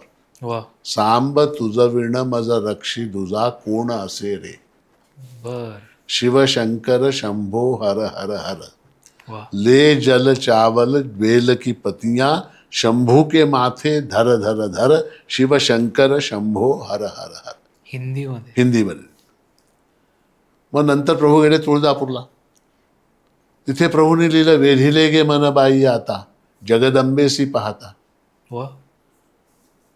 देवीच्या स्तुतीपर. पंढरपूरला गेले. पंढरपूरमध्ये लिहिलं, आज विटेवरी नीट विठ्ठल सखा देखिय लागे. बर. शिवाकार मुकुट मस्तकासी फार शोभत. हम्म. अशाप्रमाणे पांडुरंगाचं वर्णन केलं. सखा दीन वत्सल पंढरी राय, हम्म. तो हा विटेवरी जोडूनी पाय. अशा प्रकारची पदरचना पंढरपूरला केली. तिरुपतीला गेले तिथे व्यंकटेशाची स्तुती केली, चाळकापूरला गेले तिथे मारुतीची स्तुती केली. तर काय आहे की उपासना जेव्हा आपण करतो तर त्या उपासना ज्याची आपण करतो त्याच्याशी एकरूप व्हावं लागतं. खरंय. प्रभू महाराजांचंच एक पद आहे, राम होऊनी राम गारे. वा. जोपर्यंत तू राम होणार नाहीस तोपर्यंत रामाचं भजन तुला करता येत नाही. आपल्या वैदिक परंपरेमध्ये आपण न्यास करतो. बर. अग्निर्मे वाच श्रितः वा हृदये हृदयमयी अमृते, अशा प्रकारे न्यास करतो. न्यास करतो म्हणजे नेमकं काय करतो, आपल्या शरीराच्या वेगवेगळ्या ठिकाणी अवयवांमध्ये वेगवेगळ्या देवतांची स्थापना करतो. बर. शिवो भूत्वा शिवम यजेत, शिव होऊन शिवाची उपासना करावी. अगोदर आम्हीच शिव होतो, आम्ही शिव होऊन शिवाची उपासना करतो. त्याचप्रमाणे प्रभू जिथे जिथे गेले त्या त्या तत्तत देवतेच्या रूपामध्ये ते तादात्म्य पावले. बर. पंढरपूरला गेले तर विठ्ठलमय होऊन गेले, तुळजापूरला गेले तर देवीमय होऊन गेले, मैलारला गेले तर खंडोबा झाले, वा. हां, परळीला गेले तर शंकरच झाले. असं ती तन्मयता असल्यामुळे काय आहे की त्या पदामध्ये एक विशिष्ट प्रकारचं एक त्याच्यामध्ये माधुर्य म्हणा, प्रसाद गुण म्हणा, किंवा ओज म्हणा, तेज म्हणा, शक्ती म्हणा, त्या पदांमध्ये दिसून येते. आणि हे मराठीचं तर झालं. प्रभूंनी अयोध्या, काशी वगैरे त्या क्षेत्रामध्ये सुद्धा संचार केला. त्यामुळे प्रभूंच्या पदांमध्ये अवधी भाषा, ब्रिज भाषा, बर, ह्या भाषा आहेत. आणि मग ते आता प्रभूंचं एक पद आहे, मैया मोहे श्याम देवत गारी. अच्छा. कुठल्याही हिंदी भाषिक माणसाला ते पद म्हणून दाखवा, तो म्हणेल सूरदासाचं पद आहे. असे पद सूरदास लिहायचे. मैया मेरी कबहू बढेगी चोटी, असं पद आहे. कृष्ण बलराम म्हणतो, कृष्ण म्हणतो आईला की माझे केस कधी वाढतील. मैया मोहे कबहू बढेगी चोटी असं एक पद आहे सूरदासाचं. किंवा मैं नहीं माखन खायो प्रसिद्ध आहे. तर अशा प्रकारचे पद आहेत. तर प्रभूंनी कृष्णावर जे पद लिहिली त्याच्यामध्ये म्हणाले की मैया मोहे श्याम देवत गारी. तो बलराम म्हणतो आईला, कृष्णाच्या बद्दल शिकायत करतो. तो म्हणतो की हा मला शिव्या देतोय, मला रागावतोय. अशा प्रकारचं ते कृष्णाची लीला त्यांनी वर्णन केली. तर ते प्रभूंची जी सगळी पदं आहेत ना, ती प्रत्येक पदामध्ये त्यांचं इष्टदेव जरी दत्त असलं, ते स्वतः जरी दत्तरूप असले तरी सुद्धा ज्या ज्या ठिकाणी गेले किंवा त्यांनी जेव्हा पदांची रचना केली तर त्या त्या देवतेशी तादात्म्य पाहून लिहिलेले आहेत. बर. तर त्यामुळे त्याच्यामध्ये ते एक विशेषता आहे. अच्छा. आणि ते कसं आहे की ते काव्य जे आहे ना ते करण्याने होत नाही, ते होतेच. काव्य जे आहे ते करण्याने. मी आता मी एक गीत करणार आहे, तुळजापूरच्या भवानीवर मी गीत लिहिणार आहे, कधीच लिहू शकत नाहीस. खरंय. तर ते अंतस्फूर्तीने जेव्हा येतं त्यावेळेला त्याच्यामध्ये तो गुण निर्माण होतो. तसं आहे. त्यांनी काही संस्कृत पण पदं लिहिली होती? फार थोडी. बर.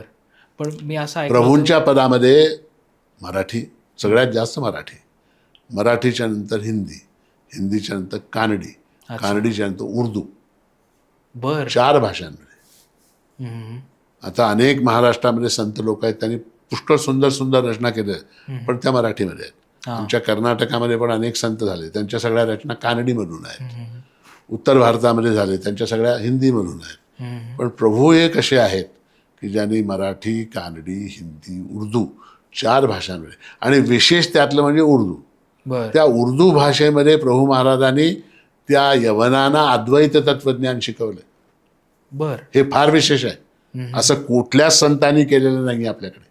हे प्रभूंची विशेषता आहे.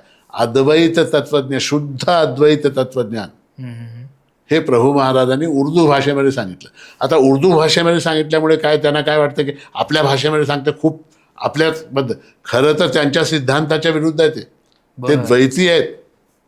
मुसलमान सगळे द्वैती आहेत, आणि त्यांना अद्वैत शिकवणं म्हणजे फार मोठी उपलब्धी आहे. द्वैत अद्वैत तत्वज्ञान थोडक्यात आम्हाला सांगा. अच्छा. आता असं आहे की द्वैत आणि अद्वैत. द्वैत म्हणजे काय की 5 प्रकारचे जे भेद मानतात हम्म. त्यांना द्वैती म्हणतात. भेद हे 5 प्रकारचे. कुठले कुठले? तर जीव जगत यांच्यामध्ये भेद, जीव आणि ईश्वर यांच्यामध्ये भेद, जगत आणि ईश्वर यांच्यामध्ये भेद, अशा प्रकारचे जे भेद आहेत त्यांना द्वैत म्हणतात. हम्म. आणि या सगळ्या द्वैतांचं निराकरण जो करतो त्याला अद्वैती म्हणतात. अच्छा. की अद्वैत म्हणजे काय? कसलंच विभाजन नाही आहे त्या ठिकाणी, कसलंच विकल्प नाही आहे त्या ठिकाणी, डिफरन्शिएशन नाही आहे. आता त्याचं उदाहरण द्यायचं झालं तर सोनं अंगठी. आता द्वैत आणि अद्वैत सांगायचं झालं समजा, आपण दागिने पाहतो, हे पाटली आहे, ही बिल्वर आहे, हे तोडे आहेत, ह्या कडा आहे, ही अंगठी आहे, हे काय चेन आहे, चंद्रहार आहे, चपलहार आहे. अशा प्रकारे सोन्याला जो पाहतो त्याला द्वैती म्हणतात. अच्छा. आणि हे सगळं सोनं आहे अशा प्रकारे जो पाहतो त्याला अद्वैती म्हणतात. हे सोपं, सगळ्यात सोपी व्याख्या. वा. ही चटणी आहे, ही कोशिंबीर आहे, हे भात आहे, हे मसाले भात आहे, अशा प्रकारे जो पाहतो तो द्वैती आहे. आणि हे सगळं अन्न आहे अशा प्रकारे जो पाहतो तो अद्वैती आहे. वा, किती सोपं सांगितलं तुम्ही थोडक्यात. एवढंच. वा. तर परमात्मा जो आहे तोच वेगवेगळ्या रूपाने जेव्हा नटला, बहुनाम जन्मनाम अंते ज्ञानवान माम प्रपद्यते वासुदेव सर्वमिती स महात्मा सुदुर्लभा, असं भगवंतानी गीतेमध्ये सर्वम वासुदेव, जे काही आहे ते सगळं परमेश्वराचं रूप आहे. सर्व परमेश्वराचं रूप असल्यानंतर मग भेद कुठून आला? त्याला अद्वैत म्हणतात. हा. वा. महाराज, एवढं सुंदर तुम्ही सोप्या पद्धतीने सांगितलं. मला पण अर्थ माहिती नव्हता, पण आता बोलता बोलता लक्षात आला तो. मगाशी तुम्ही पद्यमालाचा विषय आपण बोललो, तर त्याच्यावरून अर्थात मला एकदम लक्षात आलं ते म्हणजे आपलं हे जे संस्थान आहे किंवा मंदिर आहे, इथे कलाकार खूप हजेरी लावतात. म्हणजे पंडित भीमसेन जोशी असतील, लता दीदी असतील, इतके दिग्गज कलाकार इथे आलेले आहेत आणि सेवाभावे त्यांनी ते सेवा दिलेली आहे. तर कलाकार किंवा संगीत आणि माणिक प्रभू महाराज, तर यांच्याविषयी तुम्ही काय सांगाल? आता असं आहे, आमच्या दत्त संप्रदायामध्ये संगीताचं विशिष्ट असं महत्त्व. गुरुचरित्रामध्ये नरसिंह सरस्वती स्वामी महाराजांना माझा आवडे गायनी कळा. अच्छा. नरसिंह सरस्वती स्वामी महाराजांचे वाक्य, माझा आवडे गायनी कळा, असं म्हटलेलं आहे त्याने. संगीत हे उपासनेचं सगळ्यात सोपं, सगळ्यात मधुर आणि सगळ्यांना करता येण्यासारखं साधन. कारण संगीतामध्ये, गीतामध्ये भावाची मुख्यता आहे. अच्छा. गीतामध्ये भावाची मुख्यता आहे. आणि तुम्ही पण पहा, आता सिनेमा वगैरे असतात, आता त्या सिनेमामध्ये, नाटकामध्ये वगैरे एखादं गीत असतं, त्या 3 मिनिटाच्या गीतामध्ये जेवढे भाव येतात तेवढे 3 तासाच्या पिक्चरमध्ये येऊ शकत नाही. खरंय. येऊ शकत नाही. तर बरोबर. एखादं कुठलंही गीत असो, तर ते 3 मिनिटाच्या गीतामध्ये त्या नायकाचा भाव किंवा नायिकेचा भाव किंवा जे काही त्या अभिनेत्याचा भाव जो आहे तो संपूर्णपणे प्रकर्षाने तो प्रगट होतो भाव. गद्यामध्ये ती शक्ती नाही. म्हणून भगवंतानी स्वतः सुद्धा गीता म्हटली. गीता सुगीता कर्तव्या किमन्यही शास्त्रविस्तर. गीतेला चांगल्या प्रकारे गावं. भगवंताच्या उपदेशाचं नाव सुद्धा गीता आहे, तेही गीतच आहे. आणि भगवंतानी म्हणलेलं सुद्धा आहे, नाहम वसामी वैकुंठे योगिनाम हृदयेन वा मद्भक्ता यत्र गायंती तत्र तिष्ठामि नारद. मी योग्यांच्या हृदयामध्ये राहत नाही, वैकुंठामध्ये राहत नाही, तिकडे इकडं मला शोधू नका. तर राहता कुठे? तर मद्भक्ता यत्र गायंती, माझे भक्त जिथे गातात तिथे मी राहतो. भक्तिभावाने गातात, भजन करतात, तिथे मी राहतो. तर अशी संगीताची परंपरा. प्रभू महाराज हे संगीताचे मर्मज्ञ होते. प्रभू महाराज संगीत शास्त्राचे मर्मज्ञ होते. अनेक त्या काळामधले मोठे मोठे गवई हे सगळे प्रभूंच्या समोर येऊन हाजरी लावून गेलेले आहेत. त्या काळातले बडे मोहम्मद खां, हुसैन खां, त्या काळचे बडे बडे लोक हे सगळे प्रभूंच्या काळामध्ये प्रभूंच्या समोर येऊन हाजरी लावून गेलेले आहेत. आणि उत्तर काळामध्ये विष्णू दिगंबर पलुस्कर पासून, भास्कर बुवा बखलेंपासून, मिराशी बुवांपासून सगळे लोक जे आहेत ते मार्तंड माणिक प्रभू महाराज जेव्हा मुंबईला गेले होते तेव्हा गांधर्व महाविद्यालयामध्ये मुक्काम 2 महिने. रोज तिथे आपले बालगंधर्व रोज यायचे, रोज हाजरी. वा. रोज बालगंधर्व रात्री यायचे. हा हा हा. तर असे त्या काळातली तेव्हापासूनची ती परंपरा आहे. आणि तीच परंपरा भीमसेनजींनी, लताबाईंनी, जसराजजींनी, आता आजकालचे जेवढे अमजद अली खान, जाकीर हुसेन, अमुक खान, ते खान, हे खान सगळे आहेत, सगळ्यांना असं वाटतं की बाबा माणिकनगरला जाऊन प्रभूंच्या पुढे हाजरी लावल्याशिवाय आपली संगीत साधना पूर्ण होत नाही. वा. म्हणून निमंत्रण न देता येतात. विशेष हे आहे, अर्थात. आम्ही कोणाला निमंत्रण देत नाही, हम्म.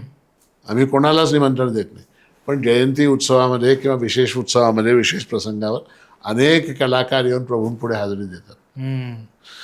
ती परंपरा आता प्रभूंच्या काळापासून चालत आलेली आहे.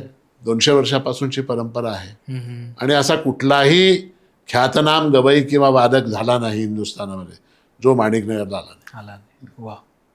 क्या बात. तर अशी संगीताची परंपरा आहे. आणि कारण प्रभू महाराजांच्या जेवढ्या रचना आहेत, जेवढी पदं आहेत, ती सगळी गेय आहेत, हम्म. गाण्यासारखी आहेत. त्यांच्यामध्ये गेयात्मकता आहे. हम्म. त्यांच्या चाली, त्यांचे राग, त्यांचे ताल हे प्रभू महाराजांनी ठरवलेले आहेत. बर. हा, हम्म. कुठलं पद कुठल्या रागामध्ये म्हणावं, कुठल्या तालामध्ये म्हणावं, कुठल्या लयीमध्ये म्हणावं, हे सगळं ठरवलेलं आहे प्रभूने. हम्म. तर आता आजच्या भाषेमध्ये म्हणावं तर not only a poet but a music director also वा. And an accomplished singer also. वा. हां, बर. प्रभू स्वतः गायचे, हम्म. प्रभू स्वतः गायचे, प्रभू त्याचं म्युझिक सेट करायचे, प्रभू त्याचं रचना करायचे. तर तसं असल्यामुळे आणि दत्त संप्रदायामध्ये संगीत हे इनहेरेंट आहे हा. भजनाच्या माध्यमातून. खरंय. तर ते आलेलं आहे. अच्छा. महाराज, आता आपण संगीताविषयी बोलत होतो आणि मी ज्यावेळी मंदिरात गेलो होतो तर तिथे जिथे आल्यानंतर गायक म्हणा किंवा गायिका म्हणा जिथे हजेरी देत असतील, त्यांची संगीताची पेशकश करत असतील, तर तो एक हे बघितलं मी, दरबार ज्याला म्हणलं जातं. तर खरं तर दरबार जो आहे तो असा एकदम राजेशाही शब्द आहे की जिथे दरबार भरवला जातो. तर मग म्हणजे माणिक प्रभू महाराज तर तसे अगदीच नव्हते, मग तरी पण आपण दरबार का म्हणतो त्याला? असं आहे, दरबार हा शब्द हम्म. मूळचा अरबी फारसीमधला असेल, बर. आपला संस्कृत भाषेमधला नाही आहे. दरबार हा फारसी किंवा अरबी भाषेतला असेल, मला माहीत नाही. पण बहुतेक दरबार म्हटल्यानंतर लोकांची कल्पना काय होते की राजेशाही थाटामध्ये भरणाऱ्या सभेला दरबार. दरबार. पण प्रभूंचा जो दरबार होता त्या दरबार तो आध्यात्मिक दरबार आहे. अच्छा. तो आध्यात्मिक दरबार आहे. आता तुम्ही बघा, आजकाल सुद्धा लोक, चीफ मिनिस्टर लोक जनता दरबार म्हणून करतात. हो. दरबार शब्दाचा अर्थ तो राजेशाहीच असावा असं नाही. लोकांच्या एका संमेलनाला जिथे लोक जमतात अशाला दरबार म्हणू शकतो आपण, म्हणू शकतो. तर प्रभूंचा जो दरबार आहे तो आध्यात्मिक स्वरूपाचा आहे. त्या आध्यात्मिक स्वरूपाच्या दरबारामध्ये लोक आपली वेगवेगळ्या मागणी, कोणाची ऐहिक मागणी आहे, कोणाची पारलौकिक मागणी आहे, कोणाची ज्ञानाबद्दल आहे, कोणाची उपासनेबद्दल आहे, ज्याला जे मागायचं आहे तो प्रभूंकडे यायचा आणि मागून घेऊन जायचा. बर. असा प्रकार. आणि त्याला असं आहे की निजामच्या राज्यामध्ये हैदराबाद होतं, तर प्रभूंच्या काळामध्ये तो अफजलुद्दौला म्हणून तो निजाम होता, हैदराबादचा 5वा निजाम. तो निसंतान होता. बर. त्याला लोकांनी सांगितलं की माणिक प्रभू नावाचे फार मोठे योगी तुमच्या राज्यामध्ये आहेत, त्यांच्याकडून तुम्ही आशीर्वाद घ्या, तुम्हाला संतान होईल. बर. तर काय करावं, तर आशीर्वाद घ्यायला एक तर निजामानी माणिकनगरला यावं किंवा प्रभूंनी हैदराबादला जावं. काय करावं, तर मध्यम मार्ग काढला गेला. यशवंतराव अरब म्हणून एक मोठे सरदार होते. बर. ते होते ब्राह्मण, त्यांचं नाव होतं यशवंतराव. पण ते अरबांच्या सेनेवर अधिकारी होते म्हणून त्यांना अरब म्हणायचे. अच्छा. त्या यशवंतराव अरबला निजामानी 60,000 रुपये प्रतिवार्षिक इन्कमची जहागीर अच्छा प्रभूंना देण्याकरता सनद देऊन पाठवली. म्हणजे ज्या जमिनी म्हणून वार्षिक 60,000 रुपये, आजचे नव्हे बरं का, त्या काळातले 12 रुपये तोळा सोन्याची किंमत होती प्रभूंच्या काळात. बर. प्रभूंच्या काळात 12 रुपये तोळा सोन्याची किंमत. तर त्यावेळेला 60,000 रुपये ज्या जमिनीपासून उत्पन्न होईल अशा जमिनीचे कागदपत्र देऊन, सनद म्हणत होते त्याला, ती सनद देऊन यशवंतराव अरबला प्रभूंकडे पाठवलं. बर. यशवंतराव अरब आले, त्यांनी ते कागद सगळे प्रभूंना समर्पित केले. प्रभूंनी ते कागद पाहिले आणि फाडून फेकून दिले. बापरे. फेकून दिल्यानंतर तो यशवंतरावला प्रभू म्हणाले की हे बघा, की माझ्या मालकाने तुमच्या मालकाला जेवढं दिलेलं आहे, हे प्रभूंचे शब्द आहेत बरं का, माझ्या मालकाने तुझ्या मालकाला जेवढं दिलेलं आहे त्यापेक्षा अधिक पाहिजे असेल त्याला, तर त्याला सांगा इथे येऊन मागून घेऊन जा. बर. आणि अशा प्रकारे कानूगाडणी केली यशवंतरावची आणि मग प्रसाद दिला आणि म्हणाले की तुमच्या राजाला संतान होईल, पण एक शर्त आहे म्हणाले, त्याचं नाव मेहबूब ठेवावं. अच्छा. त्याच्या जन्माच्या आधीच प्रभूंनी त्याचं नामकरण करून टाकलं. बर. मेहबूब ठेवावं. त्याप्रमाणे तो मेहबूब जन्मला, मग त्याचं नाव मेहबूब ठेवलं. तो मेहबूब अली पाशा म्हणून तो हैदराबादचा 6वा निजाम झाला. आणि त्यांच्या पूर्ण वंशामध्ये सात्विक प्रवृत्तीचा राजा असा तो एकटाच होता. बाकीचे सगळे तामसिक, तो एकटा सात्विक होता. त्याला लोक वली समजतात, त्या मेहबूब अली पाशाला. नॉट ओनली राजा, त्याला एक फकीर, औलिया, अशा आध्यात्मिक पुरुष अशी मान्यता आहे त्याची, कारण तो प्रभूंच्या प्रसादाने जन्मला होता.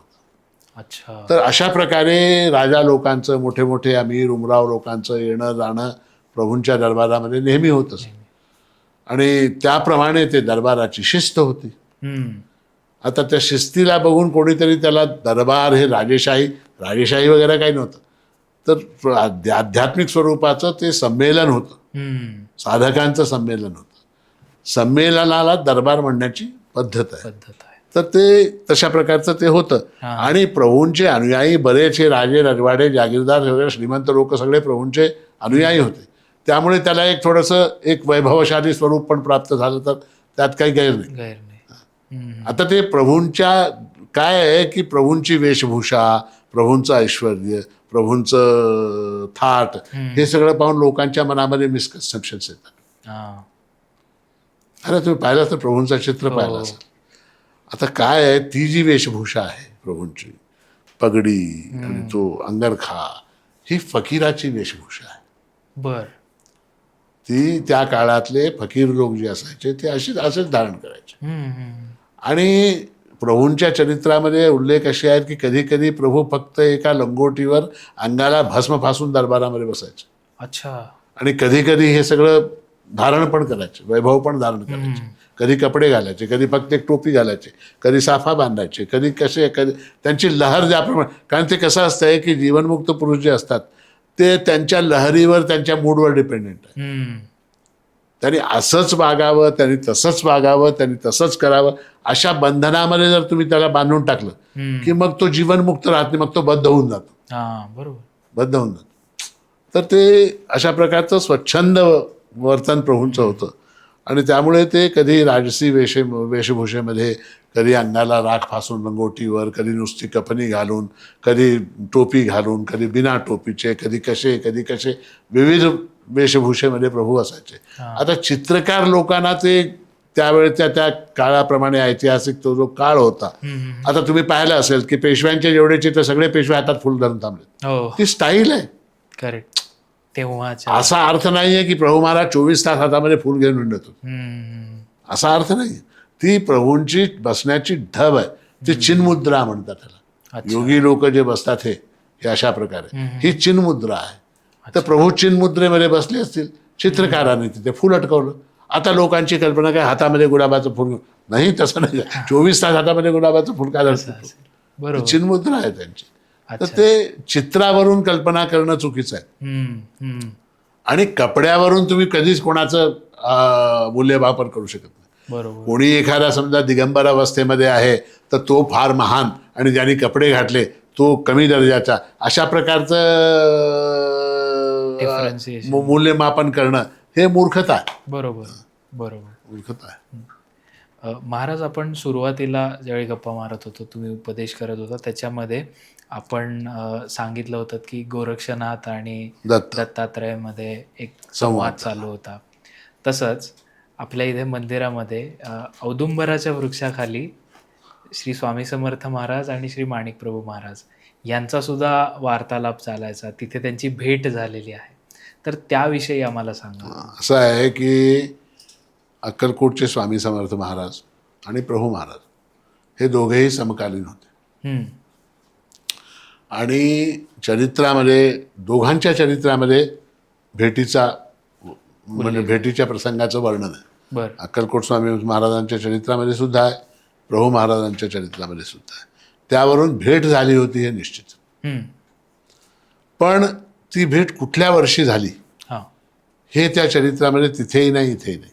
बरं.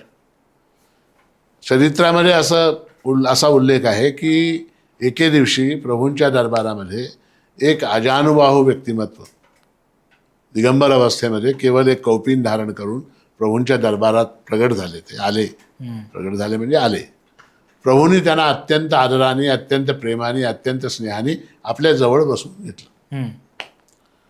आणि मग जवळ बसून घेतल्यानंतर त्यांचा अनेक दिवस एकांतामध्ये संभाषण होत होतं. अच्छा. ते परस्पर काय बोलत होते किंवा त्यांच्यामध्ये काय चर्चा होत होती हे कोणालाच माहीत नाही. संगमावर एक धर्मशाळा होती. त्या धर्मशाळेमध्ये प्रभू राहत असत, स्वामी राहत असत. आणि ते असं फिरत फिरत इकडे येत असत किंवा प्रभू तिकडे जात असत. तर त्यांची भेट रोज व्हायची. अनेक दिवस इथेच मुक्काम होता. अक्कलकोटचा राजा जो होता तो पुन्हा निसंतान होता. तर त्यावेळेला तोपर्यंत प्रभूंची कीर्ती अक्कलकोटपर्यंत वगैरे सगळीकडे पोचलेली होती. तर तिथून त्यांनी अक्कलकोट दरबारमधल्या एका बाबा सबनीस नावाच्या माणसाला प्रभूंकडे पाठवलं होतं. पालखी, छत्री, अब्दाबगिरी या सगळ्या गोष्टी, झेंडे फिंडे, ते पालखी वाहणारे भोई, या सगळ्या गोष्टी देऊन पाठवल्या होत्या. बर. इच्छा काय? अक्कलकोटच्या राजेसाहेबांची इच्छा होती की प्रभूंनी त्या पालखीचा स्वीकार करून त्या पालखीमध्ये बसून अक्कलकोटला यावं आणि त्याला संततीसाठी प्रसाद द्यावा, आशीर्वाद द्यावा. ज्या वेळेला बाबा सबनीस स्वामी जेव्हा आले तेव्हा बाबा सबनीस माणिकनगरलाच होता. बर. तर एके दिवशी प्रभू महाराजांनी, आणि तो आग्रह करत होता तुम्ही अक्कलकोटला चला, तुम्ही अक्कलकोटला चला, तुम्ही अक्कलकोटला चला, अशाप्रमाणे प्रभूंना त्याचा तगारा चालू होता. तर एके दिवशी प्रभू महाराजांनी त्या बाबाराव सबनीसला बोलावलं.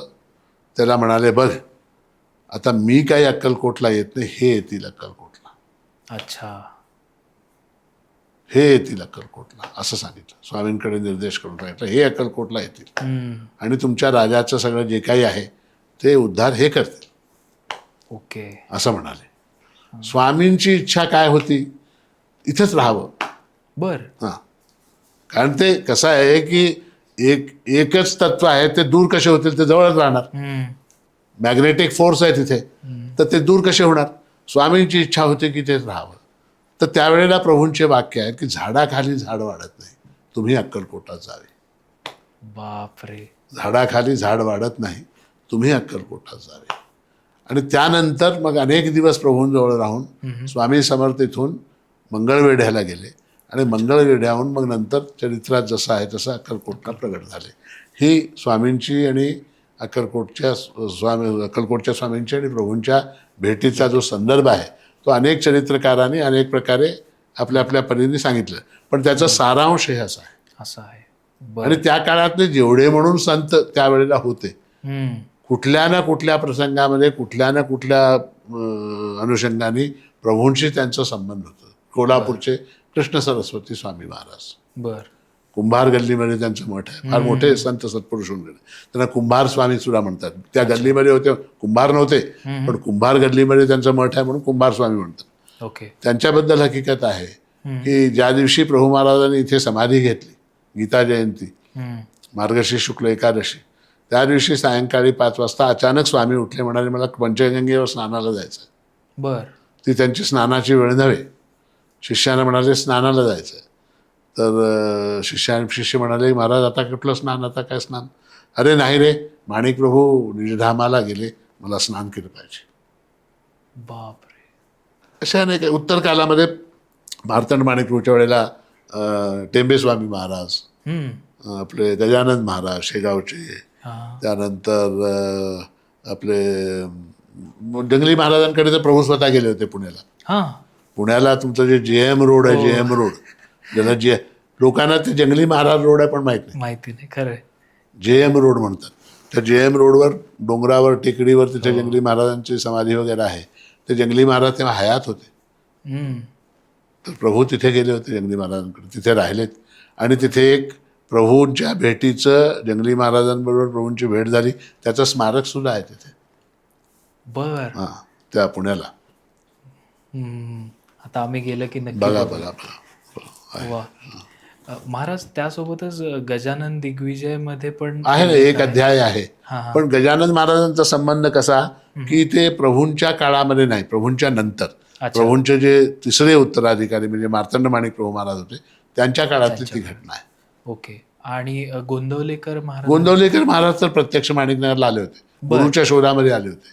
त्यांचं जे चरित्र आहे त्या चरित्रामध्ये उल्लेख आहे. गोंदवलेकर महाराज हे गुरूंच्या शोधामध्ये माणिकनगरला आले.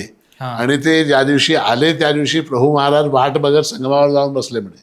बर. अशी कथा आहे त्यात चरित्रामध्ये, हा, हा. की प्रभू महाराज आधीच जाऊन बसले. प्रभूनं काही त्यावेळेला काही व्हॉट्सअप नव्हतं, मेसेज नव्हतं, काही पत्र नव्हतं, काही नव्हतं. Correct. तर ते जाऊन बसले. तर सेवेकरी लोक म्हणाले, महाराज भिक्षेची वेळ झाली, प्रसादाला चला. तर अरे नाही रे, माझा भाऊ येणार आहे म्हणले, त्याला घेऊन जेवतो. आणि वाट बघत बसले. थोड्या वेळाने गोंदवलेकर महाराज आले. त्यावेळेला ते 13 वर्षाचे काहीतरी असावेत, लहान होते. बर. आणि ते गुरुच्या शोधात निघाले होते. हा.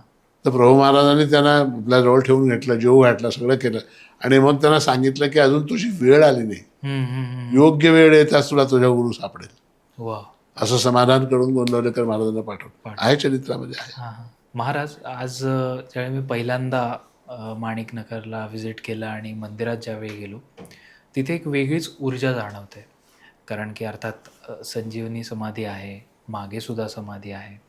पण तिथे एक आपण म्हणतो ना, जर एकटक त्या समाधीकडे बघत राहिलो आपण तर एक ट्रान्समध्ये गेल्यासारखा एक फिलिंग येतं. तर हे काय, हे कशामुळे होत असावं, काय याचं रहस्य काय असू शकेल? रहस्य फार सिंपल आहे. तिथे साक्षात प्रभू महाराज बसलेले आहेत. हां.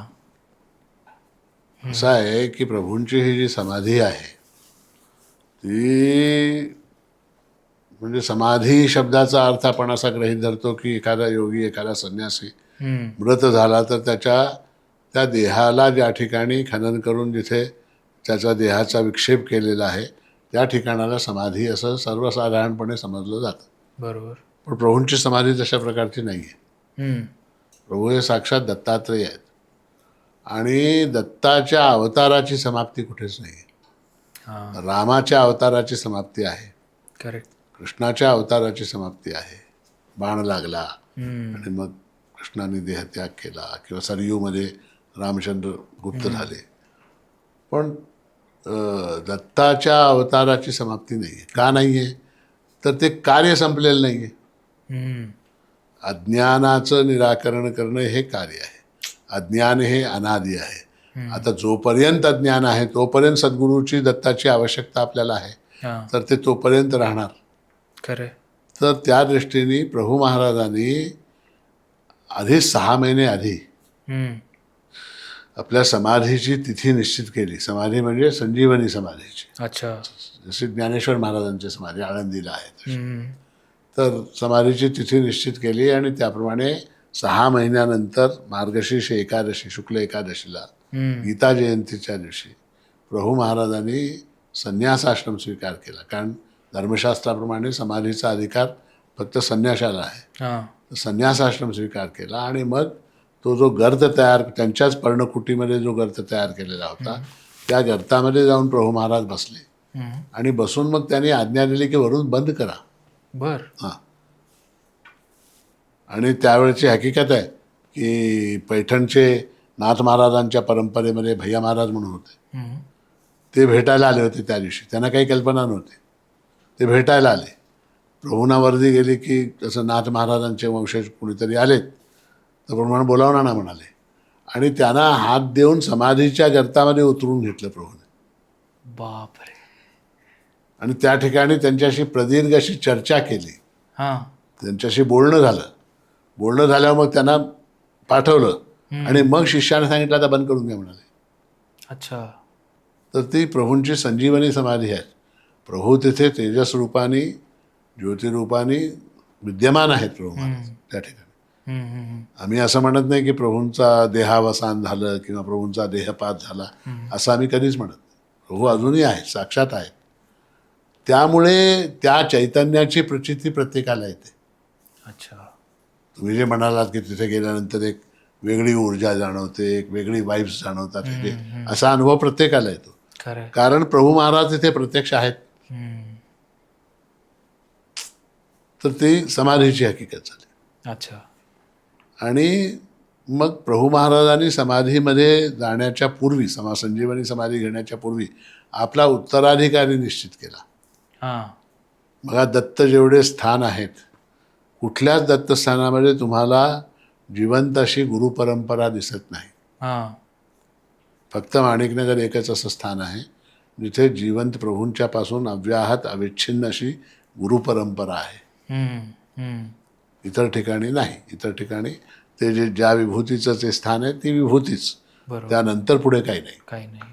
पण माणिकनगरला अविच्छिन्न अव्याहत अशी गुरुपरंपरा प्रभू महाराजांनी स्थापली आणि मनोहर माणिक प्रभू महाराजांना आपला उत्तराधिकारी अगोदर घोषित केला. मंत्रोपदेश दिला त्यांना शास्त्रीयरित्या त्यांचं सगळं हे केलं, म्हणजे घोषित केलं की हे माझे उत्तराधिकारी, हे माझं कार्य पुढे घेऊन जातं. का तर ते कार्य न संपणार आहे. खरं. ते पुढे जायलाच पाहिजे. ज्ञानदानाचं जे कार्य आहे ते सतत चाललं पाहिजे. मनोहर माणिक प्रभूंच्या नंतर मग मार्तंड माणिक प्रभू, शंकर माणिक प्रभू, सिद्धराज माणिक प्रभू अशी आमची परंपरा आहे. हां. आणि प्रभूंच्या ह्याच्यामध्ये संप्रदायामध्ये किंवा आमच्या माणिकनगरला जिवंत गुरुची अत्यंत आवश्यकता आहे असं आम्ही मानतो. खरं. कारण ज्ञानाचं ट्रान्झॅक्शन हे फक्त जिवंत गुरुच्या थ्रूच होऊ शकतं. बरोबर. कारण ज्ञान देणे हे काय एक ट्रान्झॅक्शन आहे. आणि ज्ञानाला तुम्हाला मी ज्ञान देतो, कसं घेऊन जाता? त्याला पॅकिंग पाहिजे. म्हणालो तेल देतो घेऊन जा, कशामध्ये घेऊन जाणार? बाटली पाहिजे, डब्बा पाहिजे, काहीतरी पाहिजे ना. बरोबर. तर ज्ञानाला शब्दाची पॅकिंग लागते. वा. ज्ञानाला शब्दाची पॅकिंग लागते आणि ते शब्द फक्त जिवंत गुरुच्या तोंडातून निघू शकतात. सदैव. म्हणून जिवंत गुरु पाहिजे. तर ते प्रभू जे साक्षात तिथे बसलेले आहेत तर ते आपल्या प्रतिनिधींच्या मार्फत ते कार्य करून घेतात. अशी ही गुरुपरंपरा आहे. हां. जे अव्याहतपणे अविच्छिन्नपणे चालू आहे.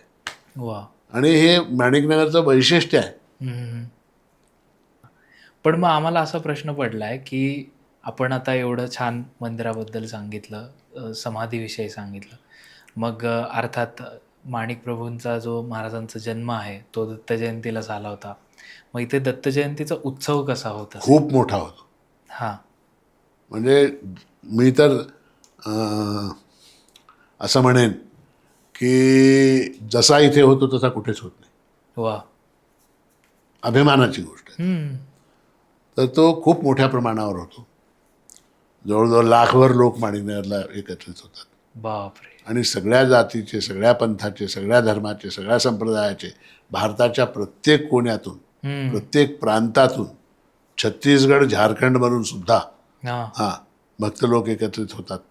आणि प्रभूंचा जन्मोत्सव होतो दत्त जयंतीच्या दिवशी. आणि अन्नदान हे प्रभूंच्या जयंतीचं विशिष्ट असं एक पैलू आहे त्याचा. आणि ते अन्नदान मुक्तद्वार अन्नदान, हजारो लोकांचं अन्न सतत शिजत असतं, हजारो लोक जेवत असतात. तर अन्नदान हे महत्त्वाचं आहे. आणि त्या उत्सवामध्ये सगळ्या प्रकारचे कलाकार, अच्छा, सगळ्या प्रकारचे कलाकार म्हणजे नाचणारे, गाणारे, वाजवणारे, सगळ्या प्रकारचे कलाकार, त्यानंतर शास्त्री, पंडित, वैदिक असे म्हणजे काशीहून सुद्धा, काशी, गोकर्ण, तिरुपती अशा ठिकाणचे वैदिक पंडित सुद्धा या ठिकाणी, म्हणजे प्रत्येक कलेला, प्रत्येक कलेच्या प्रत्येक विधेला इथे प्रभूंच्या ठिकाणी प्रश्रय आहे. आणि ते जयंतीच्या वेळेला खूप प्रकर्षाने जाणवतं. वा. अशी तुमची पूर्ण दत्त जयंती खूप 5 दिवसाचा उत्सव असतो. आणि त्या विशेषता अशी आहे की प्रभूंच्या पुण्यतिथीपासून उत्सव सुरू होतो. ओके. आणि जयंतीला समाप्त होतो. म्हणजे काय, दी एंड नाहीच आहे, कंटिन्यू आहे. खरं. वा. प्रभूंची योजना तशी आहे. पुण्यतिथीपासून उत्सवाला प्रारंभ आहे आणि जयंतीला उत्सवाची समाप्ती आहे, सांगताय. ओके. महाराज, आता आपण एवढ्या सुंदर गप्पा मारल्या, तुम्ही एवढे छान उपदेश केले. आता जाता जाता आमच्या प्रेक्षकांसाठी तुम्ही काय एक संदेश द्याल? मला असं सांगावंसं वाटतंय की आपला जो आध्यात्मिक ठेवा आहे, आपली जी संस्कृती आहे, आपलं जे आध्यात्मिक एवढं साहित्य आहे, ह्याचा अभिमान असावा. पहिली गोष्ट काय आहे की जोपर्यंत अभिमान राहत नाही तोपर्यंत त्या विषयाकडे रुची वळत नाही. खरं.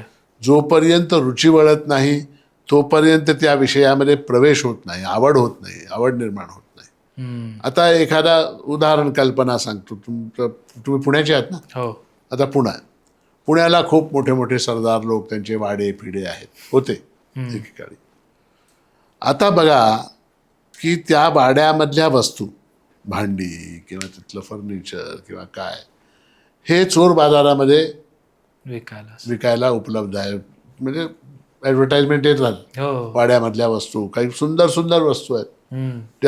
त्या लोकांनी किती मेहनतीने, किती त्याच्या अभिमानाने त्या वस्तू तयार केल्या असतील. बरोबर. आज त्या सगळ्या वस्तू विक्रीला आहेत. काय आहेत?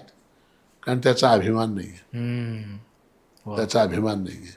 तुम्ही एखाद्या म्युझियमला जा, लंडनला जा किंवा कुठे परदेशामध्ये जा, कुठं त्यांनी त्यांचा जो वारसा आहे सांस्कृतिक, त्याला जपून ठेवलेला आहे. त्याचा आदर करतात, ते त्याचा सन्मान करतात. हे आमच्या आजोबांनी वापरलेली वस्तू आहे, आम्ही काय म्हणतोय आमच्या आजोबांनी आमच्या काय कामाच्या विकून टाकूया. खरं. ही जी भावना आपल्यामध्ये आलेली आहे, तर ते कशाबद्दल आहे? ते फक्त वस्तूंबद्दल नव्हे, तत्वाबद्दल सुद्धा आहे. आपले रीतिरिवाज आहेत, आपले सण आहेत, आपले उत्सव आहेत, आपली भाषा आहे, आपले आचार विचार आहेत, ह्याचा अभिमान असायला पाहिजे. मला सगळ्यात वाईट काय वाटतं की बाबा याचा अभिमान आपल्या लोकांना नाही. ते पुढची साधना कशी करावी, उपासना कशी करावी, त्या सगळ्या पुढच्या गोष्टी आहेत. ते ग्रॅज्युएशनचे सब्जेक्ट्स आहेत. आता प्रायमरी लेवलवर सध्या आता काय झालेलं आहे की इतका ऱ्हास झालेला आहे स्वाभिमानाचा की या 200 वर्षाची ब्रिटिशांची हुकूमत, 1000 वर्षांची मुसलमानांची हुकूमत, या 1200-1400 वर्षामध्ये गुलामगिरीमध्ये आपण सगळा अभिमान गमावून बसलो. आपल्याला वेदाचा अभिमान नाही, आपल्याला महाभारताचा अभिमान नाही, आपल्याला भगवद्गीतेचा अभिमान नाही, आपल्याला रामायणाचा अभिमान नाही, आपल्याला आपले जे सण आहेत, उत्सव आहेत, गुढीपाडवा आहे, नवरात्र आहे, शिवरात्र आहे, दसरा आहे, दिवाळी आहे, ह्याचा अभिमान नाही. एवढं कशाला लोकांना पुण्याला, मुंबईला, मोठ्या मोठ्या शहरामध्ये आईबापाचा अभिमान नाही? अगदी बरोबर. आईबापाचा सुद्धा अभिमान नाही, नेऊन वृद्धाश्रमामध्ये ठेवतात. तर तो जो स्वाभिमान जो आपण गमावून बसलोय, तो पहिले रिगेन करावा लागेल. कारण तो अभिमान पहिले जागृत व्हावा. त्याच्यानंतर आपलं बघा एवढं समृद्ध आपलं हे आहे, साहित्य आहे. ज्ञानेश्वरी आहे, एकनाथी भागवत आहे, दासबोध आहे. हे काय त्याची किंमत, त्याच्या किमतीचं आकलन करू शकता का तुम्ही? काय मोलाची आहेत ते? लाल कपड्यामध्ये बांधून ठेवायचं, एक फूल व्हायचं, नमस्कार करायचं. उघडून वाचायला कोणाला फुरसत आहे का? किती घरं आहेत जिथे भगवद्गीता वाचली जाते किंवा म्हटली जाते, किंवा समोर तरी कमीत कमी ड्रॉइंग रूममध्ये तरी ठेवतात. लोकांच्या घरामध्ये हॅरी पॉटरची पुस्तकं सजवून ठेवतात. खरंय. ड्रॉइंग रूममध्ये. आता आपण एका लायब्ररीमध्येच बसलोय. हो. आता ही शाळेची लायब्ररी आहे, पण बघा तुम्ही इथे मागे बघा, रामायण, भागवत आहे, रामायण आहे, गीता आहे.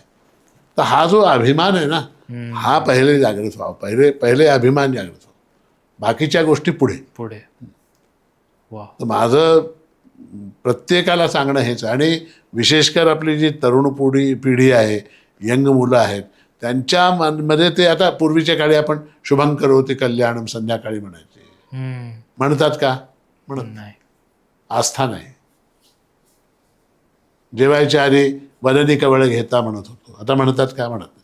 ह्या ज्या बेसिक्स आहेत, असं आहे की बे दुनी 4चा पहाडा जोपर्यंत येणार नाही तोपर्यंत E=MC² कसं करणार तुम्ही? लोक विचारतात तुम्ही संदेश सांगा, आध्यात्मिक साधना आम्ही कशी करावी. अरे बाबा, तू साधना नंतर कर, पहिले तुझ्या मुलाला शुभंकरोती शिकव, हम्म. गुरुर्ब्रह्मा गुरुर्विष्णू शिकव, सर्वदेव नमस्कारा केशवम प्रति गच्छती हे शिकव. हे जे बेसिक्स आहेत हे शिकव पहिले. आणि स्वतः पण कर, संध्यावंदन कर, हम्म. रामायणाचा पाठ कर, गीतेचा पाठ कर, ज्ञानेश्वरी थोडे थोडे एक 10 ओव्या तरी रोज वाच. दासबोध कमीत कमी 1 समास तरी रोज वाच. हम्म. काही नाही, नुसतं आम्ही काय करावं, मोठ्या मोठ्या गोष्टी, साधना कशी कर. तू साधना नंतर पहिले हे कर, बेसिक्स कर, असं मला सांगायचं. वा महाराज, तुम्ही एवढं सुंदर सांगितलं आणि मुळात म्हणजे आम्हाला तुम्ही एवढा वेळ दिलात या पॉडकास्टसाठी, त्याबद्दल तुमचं खूप खूप आभार. नाही, ते आमचं काम आहे. असं आहे की मी काही तुमच्यावर उपकार केला नाही. मी काय उपकार, आमचं जे काम आहे, ड्युटी आहे. हम्म. तुमचं काम प्रश्न विचारणं आहे, आमचं काम उत्तर देणं आहे. तुम्ही तुमचं काम केलं, मी माझं काम केलं, वा. हम्म. असं आहे. असं नाही, तरी पण पुन्हा एकदा मी तुमचे आभार नाही, मानतो. अवश्य एकदा जयंती उत्सवाला या माणिकनरला. नक्की. जयंती उत्सव बघा आणि मग नक्की. त्याच्यावर तुम्ही आपण एक कार्यक्रम करूया जयंती उत्सवावर. नक्की. आणि मी प्रेक्षकांना सांगू इच्छितो की तुम्ही आजचा पॉडकास्ट बघितलात. आधी आपण मंदिराचं दर्शन बघितलं व्हर्च्युअली आणि नंतर आत्ता महाराजांचा पॉडकास्ट झाला. तर ओव्हरऑल तुम्हाला आजचा एपिसोड कसा वाटला हे आम्हाला कमेंट्समध्ये नक्की सांगा. आम्ही महाराजांसोबत अजून पॉडकास्ट करण्याचा नक्कीच प्रयत्न करू, महाराजांची इच्छा असेल तर. आणि तुम्ही कमेंटमध्ये आम्हाला असे प्रश्न विचारा जे आम्ही नंतर महाराजांना नक्की विचारू, तुमच्या मनातले प्रश्न. तर ओव्हरऑल पॉडकास्ट कसा वाटला नक्की आम्हाला सांगा. चॅनलला सबस्क्राईब केलं नसेल तर चॅनलला सबस्क्राईब करा. आणि महाराज, पुन्हा एकदा आभार, तुम्ही एवढा वेळ दिलात आणि इथे आम्हाला इन्व्हाइट केलं त्याबद्दल. आमचं एक स्वीट टॉकचं रिच्युअल आहे की आम्ही पॉडकास्ट एंड करताना श्री स्वामी समर्थ आणि आज आपण माणिक प्रभू महाराज की जय असं म्हणून आजचा पॉडकास्ट जरूर जरूर. चालेल. श्री स्वामी समर्थ आणि माणिक प्रभू महाराज की जय. धन्यवाद.